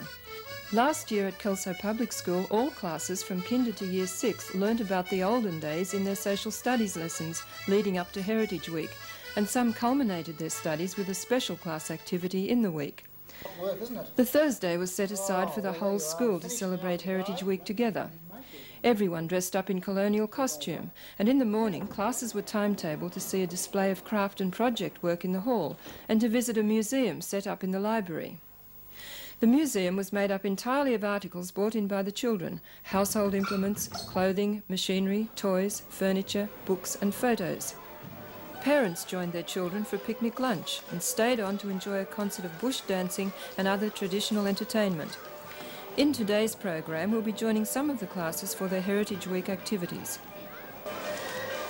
Today we're going to finish off our silhouettes that we started last week, and this is the craft work we're doing for Heritage Week. When you go back to your tables, you have to find your lace, and some people have flowers, other people have sequins, and you have ribbons, and you're going to arrange them onto the silhouette so that it looks like this one here that's finished. Right, Year 2 teacher Diane Poole told us how her class had prepared for Heritage Week. The children on Thursday will be dressing up for Heritage Week, and we've been talking a lot about the clothes and sorts of things they wore. We thought this craft activity was a good opportunity for the children to take a good look at those sorts of clothes that they wore. And so the children had to cut out a silhouette and paste it onto a coloured piece of paper, and then they decorated it with trimmings that were worn in that time. I also got the children to do some research on what life was like when their grandparents were children, and they had to go along and interview one of their grandparents and ask them sorts of things like where they got their water from, what sorts of schools they went to, what school was like in that time, what sorts of clothes they wore, what sorts of transport they had in those days, what they did for leisure time. And then they had to write all that down, and they brought it along to school to discuss it with me, and we looked at how their lives have changed compared to just their grandparents' lives. Well, the first thing that I found out that was interesting was they had no heaters and the teacher had to come to school early and chop the wood. I found out that for their sport they had hockey and horse riding and running. And she had 2 brothers and 3 sisters, and they had a big house and many friends. For food they had a damper and corned beef, and they had mud walls and bark and bush schools, and for the water they had to go to a river, and then entertain with music at home. And then just simply make an accurate sketch of that particular building, but don't forget to write down what building you are doing. Year 4 students went on an excursion to find out more about the history of Bathurst. Teacher Mike Craven explained what they were doing. For the last 2 weeks we've been involved with a unit of work titled What Was Life Like in the Early Days? Now, to allow the children to become more aware of the history of their own area, we've brought them into Bathurst today to have a look at some of the historical features of Bathurst City itself. We've got 3 groups all together. One group is in Macadie Park, and they're studying the various fountains and monuments to be found there, and then they'll also the story relating to the history of the early prison or the jail will be told to them. There's the group, as you can see here, in King's Parade, which is concentrated on the Carillion and the the Evans Memorial and the War Memorial on the eastern part of our park. And then the third group is in the museum itself. Year 5 students dressed up in period costume for a day of colonial activities at Wallaroi, a grand Victorian home on the outskirts of Kelso. Year 5 teacher Chris Walker and her family are the present owners of Wallaroi. Heritage Week this week at Kelso Primary is most important. We are celebrating it, and living in an 1860-1880 home, it was a marvellous opportunity to show the children the rooms, how people lived, and the general environment of people living in the 1860s. They get a look right through the house. They have a wander through the orchard. They play old games, hoops, hopscotch. They also have had lots of fun making damper and making butter, which everyone was very thrilled about because it does work. It's the old drawing board. This is the recipe for your damper, which you're going to be eating for lunch and for afternoon tea. You're going to be making a damper between 2 of you, and that will serve for 4 people. Anne Koomans was in charge of the damper making. Now, what you have to do. First off, I explained that they were going to be weighing in the old measurement of pounds and ounces. We had an old scale here. We looked at that and discovered how to get to half a pound, which they needed. We were weighing or measuring the milk out, I should say, in fluid ounces. Again, the children then just went through the steps of weighing out their flour, mixing the bicarb and the baking powder and the salt in, and then mixing it all up with the milk. And then they got together with their floured hands and kneaded the dough up and put it into a shape that they thought was a good damper shape, and then took that into the fuel stove to be cooked. Shelley, could you tell me what you're doing? Well, we've got a jar full of cream and we're shaking it until it turns into butter. How's it going? Good. We've nearly finished. Making butter. Oh, okay. Yes! I think we just made butter. The game we're playing is hopscotch, and you have to throw a thing like this into a square, number 1, and then you jump over it, and where there are 2 squares, you put 2 feet in them, and when you get to home, you turn around, go back until you get to square number 2. You pick up your thing and you jump back to the end of the line, and then it's the next person's go, and so on. What you do is you grab yourself a piece, and you would put some butter on it, and then you put either some honey on it or some syrup, and go and sit somewhere and enjoy it. Okay, so everyone stand around this side, please. And somebody else. Chris Walker told us about the history of Wallaroi. William Lee was one of the very first settlers over the mountains in about 1818, and he brought this property about 1837, and there were buildings here which we believe are the two small back wings. The main house went up about 1860, 1870, and a series of Lees lived here. One interesting one was John, who unfortunately, at the age of 35, burnt to death in one of the rooms. He went to bed ill one night and had his candle and his nightshirt caught fire, and he was burnt to death. So that's our only real trauma in the house, but there are no ghosts. In the 1860s, most important were these. What are they? Bells. And there were two more here and here, and that one was bigger, and that was a great big one. Who can tell me what the bells were for? Ring the maid or whatever. Yes, there was a wire that went from the bell up into the ceiling, across the ceilings, and down beside each door in the 5 main rooms. And when the maid heard, she'd say, "The mistress is in the drawing room, I'd better take her morning tea," and away she'd go. That was their telephone system, because it's such a big house you couldn't yell down the stairs to the maid. Okay, so there are our servants' bells.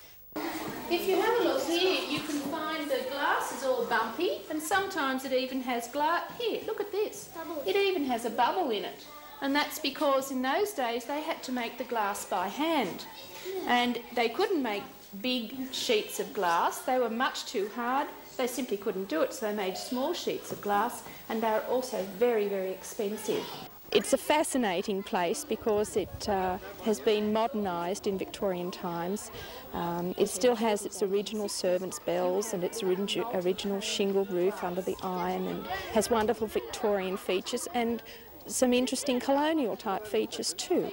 The gentlemen were having their port and cigars in the dining room. The ladies withdrew, and they withdrew to the withdrawing room, which has been shortened to drawing room, and this is where they would come. And the drawing room was basically the ladies' area, and it has a lovely white marble fireplace because it's much prettier than a dark marble fireplace. It would be in a pretty colour. It would have lots of decoration. See all the colours up on the ceiling rose? Lots of colours up there. And it's a light, pretty room for the ladies. And they would have their morning teas and afternoon teas here. They would entertain their friends when they came for a visit, and they would sit and do their tapestry and their embroidery in this room. This was not the bathroom because people in the 1860s did not have a bathroom. This was a bedroom that they simply made into a bathroom much later. But this is a washstand, which would have been in your bedroom. And in the morning when you woke up, you would come up, the maid would make sure the basin is full of water. You would pour the water into the bowl, and you would wash yourself in the water, dry yourself with a towel and walk away, and the maid would come up later and clean it all up and make sure everything was nice and neat and tidy again. So that is the way people washed in those days. What do you hope the children will gain from today's experience? Oh, I think the understanding that maids and servants were most important in those days, and we have to live without them now. Just the grandeur of the way some people lived, and of course we'll have to go back to school now and learn how most of the other people lived, who were the servants, which I guess is where we'd have all been, unfortunately. But just to give them a taste of life a little different than their own now, and their heritage. What was the best part of the day for you? Making the damper and eating it. I don't really know. All of it practically. All the games and cooking the damper and going through the house and learning things about the house. Learning about the place and having fun with the games they used to play in the olden days, and also dressing up like they used to.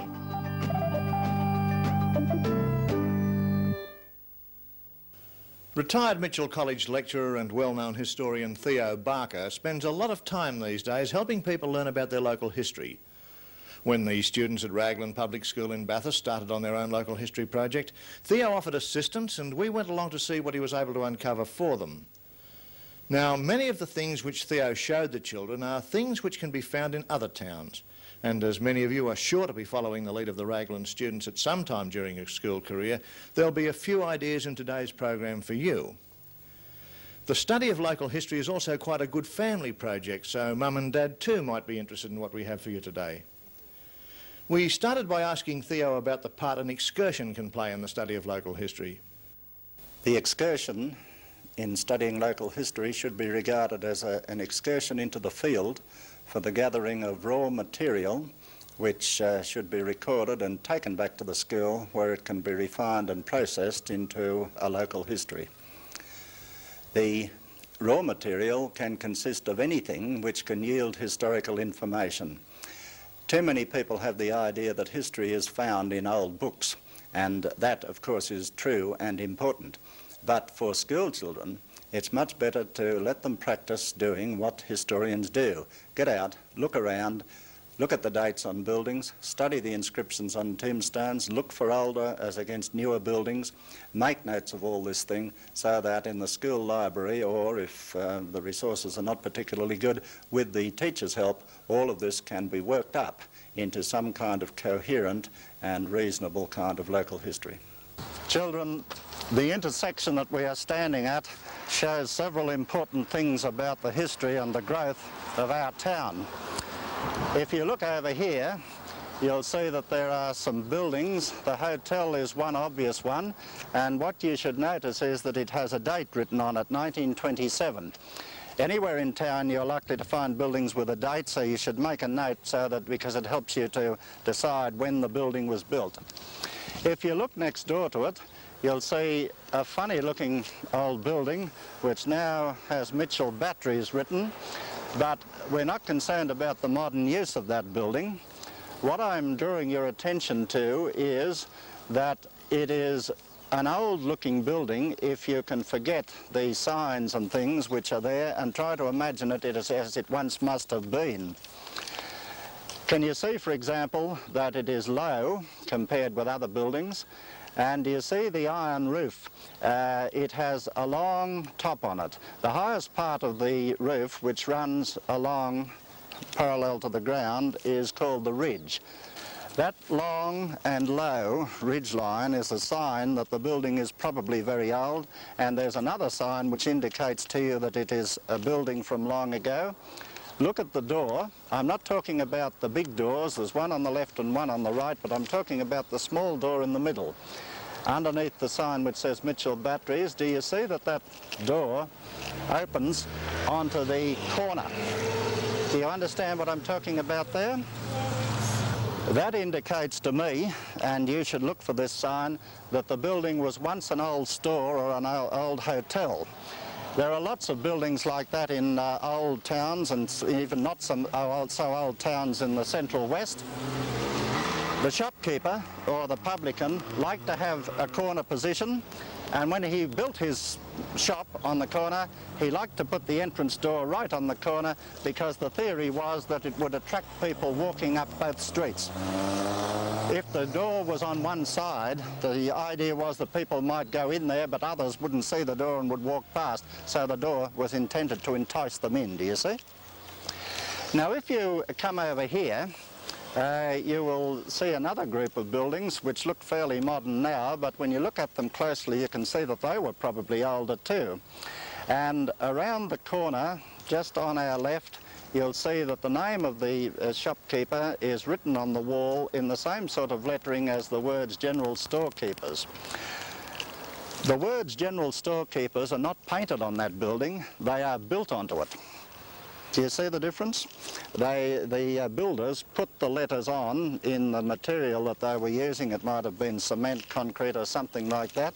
And round the corner where it says Healy and Sons, it's in the same form, and what you learn from that is that that shop was probably built by a man called Healy, built as distinct from operating it.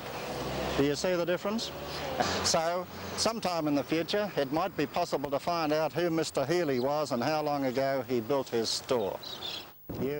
Names are one of the most prolific sources of local history knowledge. There are many things to know about names, and one of them is that in Australia, lots of them have changed. There is a whole history of names which can be discovered, and the ways to find out about them after they have been recorded in the field is to ask old residents to check on any council or shire documents that might be available. Never, I suggest, overlook the importance of names, the names of the streets, the names on the buildings, the names in the old telephone books, the names that can be found anywhere. They are most useful. All see that? There's an old two-storied house which is only a few yards away from those other buildings, but there's something particularly interesting about that building. What do you think it is? It's back to front. It's back to front, yes. In other words, the back of the house is facing the street and the front of the house is facing the backyard. What do you think might be the reason for that? Right. The street mightn't have been here when they built it. Perhaps there was no street when it was built, yes. And there's another thing that we might say about it too. Without the street, and probably that it was the first house built in this area. Because if it was the first house, it didn't matter which way the owner faced it, particularly if there's no street. Therefore, we'll assume that that house was the first one built in this area and there was no street here when it was built. As a matter of fact, I can tell you what it used to be. It was an old Methodist manse. The manse is the house where the minister lives, and it was, in fact, in the middle of a big paddock. And there was nothing else around when it was built sometime in the 1870s. Any questions? In the process of gathering field knowledge, the usual teaching techniques of observation, the asking of questions, and plain telling by the teacher should be borne in mind, and they ought to be all used, together with any other techniques, and kept in proper balance and proportion. Children should be encouraged to ask questions. There are no silly questions when it comes to this.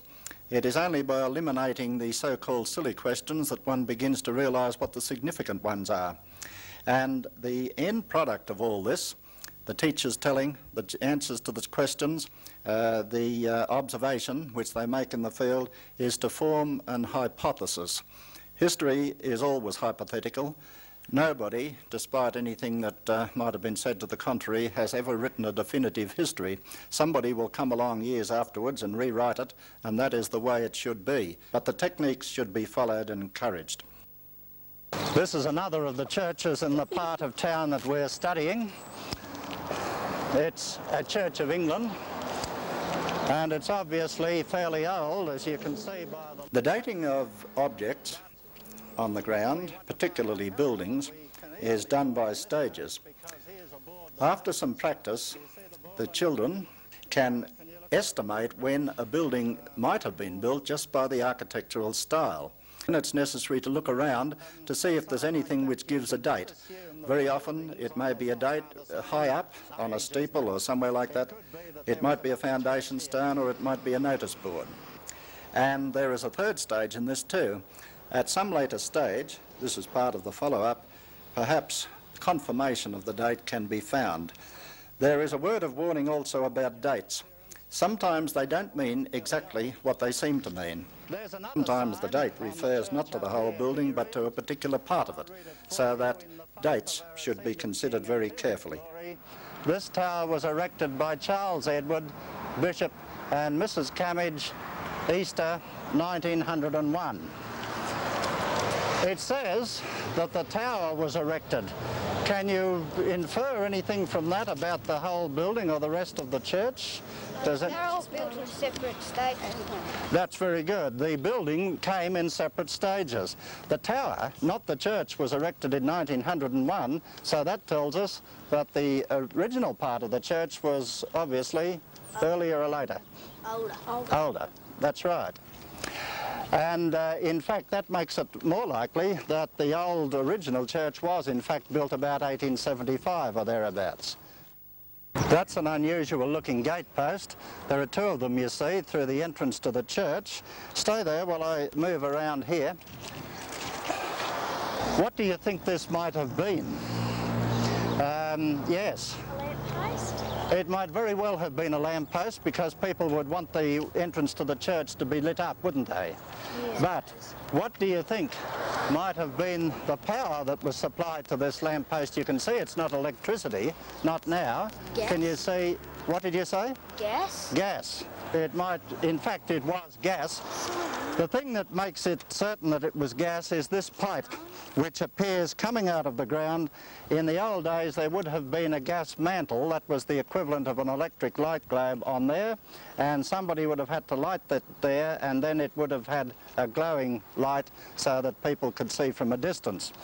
That tells us something about the age of this church, because now it seems certain that these posts must have been put in after our town got its gas supply, and I suppose we could assume that it was before our town got an electric supply, because it's likely that if there was electricity that might have been used as more convenient at that time.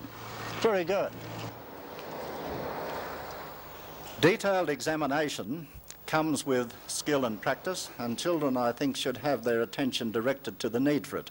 It's easy to pass a small object or even a small feature on a building without giving it much thought, but sometimes there is just as much history to be found in the object as there is in the entire building itself. This is obviously an old house made of brick. The appearance of the front of it suggests that it's old, but when you look at it you would think there was nothing unusual about it. It just looks like an ordinary house, something typical of the 19th century. Do you agree about that? Yes. Let's walk down here now and see if there's more to be seen, though, when we can look down one of the sides. One of the things that you must always do when you are looking at old buildings to see what they can tell you about the history of your town is to see as much of the building as you can. Of course, you can't go into people's yards without their permission, but you want to see all sides of the building if that's possible. You can see that there's something different about the structure of this house when you look down its left side. That white curved piece and the brickwork around it isn't what you'd expect to see on an ordinary house. You might care to make a note about that, or even to do a little sketch of it, because in a moment we'll go around the other side of the building and see if we can find out what that is. Note-taking is a skill, and I'm not suggesting that it is only in history that this should be done. What they do in history, of course, might apply to note-taking in anything. It is basically an exercise in how to cull information on the field, and with practice even children, particularly the upper primary ones, can do this quite successfully. There are some obvious things that they need to take notes about, a date on what building it is on, the name perhaps of something or somebody, but here there may be some direction by the teacher required. Now you can see the right-hand side of the house, and I'll draw your attention to a couple of features. You might notice that the parts of the house that have a roof of them are in two separate areas. There's the main house with the chimneys, then there is a space, the wall covers it, we can't see what's behind it, but there's no roof, and then we come to the back part, which looks like a separate building. It's what we call semi-detached or something of that kind. When you look at the rear part of the house, you can see that it has two unusual windows, and they are framed by white sandstone.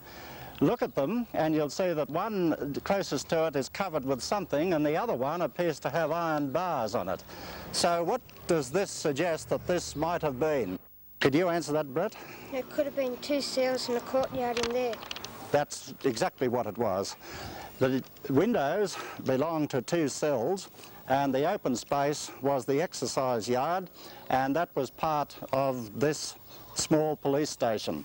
It isn't a jail, it was a police station once when the cells were only to hold prisoners in until they could be taken to bigger jails. This morning, children, we've looked at 4 blocks of our town, and within that 4 blocks we've seen several buildings. Most of those things that we saw, all of them in fact, go by the name of services. That means that they are services that are provided for the use of the local community. Churches, schools, police stations, shops and so on. Does the fact that all those services existed on 4 blocks of the town suggest anything to you about that part of the town? Really? That's right. You're on the right track exactly. That part of the town was a separate part, and it was, in fact, a separate village.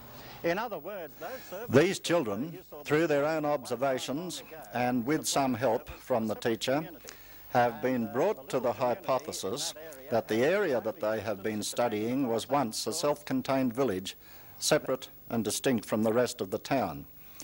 The obvious follow-up now is for them to go back to the classroom where they will refine the information, perhaps formulate some particular questions, and then to consult with the municipal authorities or any other authorities that are available to see if their hypothesis is correct and to find out more about that self-contained village.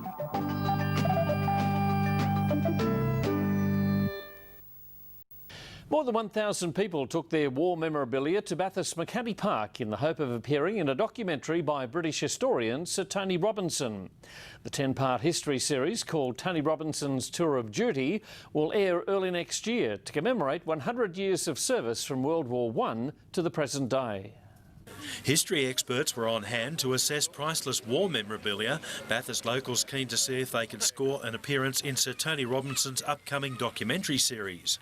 We wanted as wide a spread of the country as possible, and we wanted, I hope this doesn't sound offensive if I say ordinary Australian country towns rather than just places that people will immediately have heard of. The renowned British actor and historian says after a century you think we'd know everything about World War I. Far from it, according to Sir Tony, who recounted a story where a notebook took a German bullet and saved a soldier's life. And for us to see that moment and to see all the stuff that was inside his notebook, including pictures of people who don't seem to have been his sweetheart, but I didn't press that point. It's stories like this and associated memorabilia that Sir Tony was in town for. Greeted with 3 hearty cheers, he wasn't disappointed. And the only surprise for me really would be if there weren't any surprises, because there always have been so far. Oh, absolutely. You know, it's a real pity we don't have more of recognition for our history, and Tony's a really good vehicle for it. Bathurst District Historical Society was involved and lent a number of artefacts to the associated displays. Bathurst has a lengthy military history.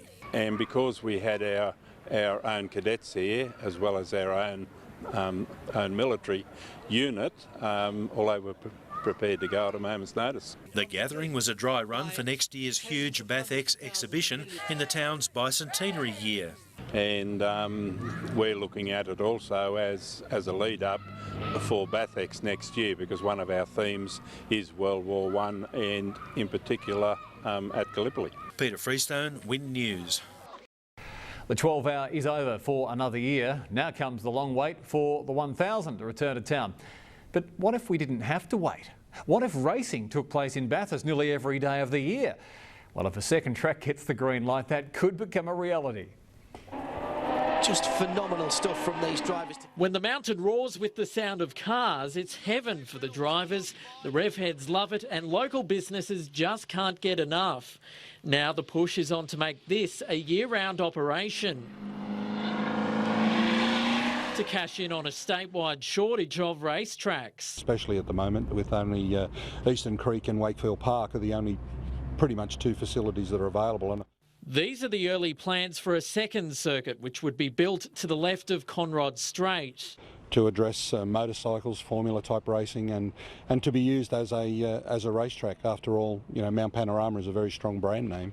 The local business chamber reckons by drawing in more motorsports more often, it's sure to not only help businesses in town but see more pop up on the Mount. I'm sure we'd see it very fully booked, and that will have great flow-ons into tourism and other parts of the local economy. But whether we see this space come alive will be up to the 3 levels of government to decide. And that 2014 will be a watershed year for council as far as a lot of things coming up, and I think the second racetrack will be something that is seriously in our planning.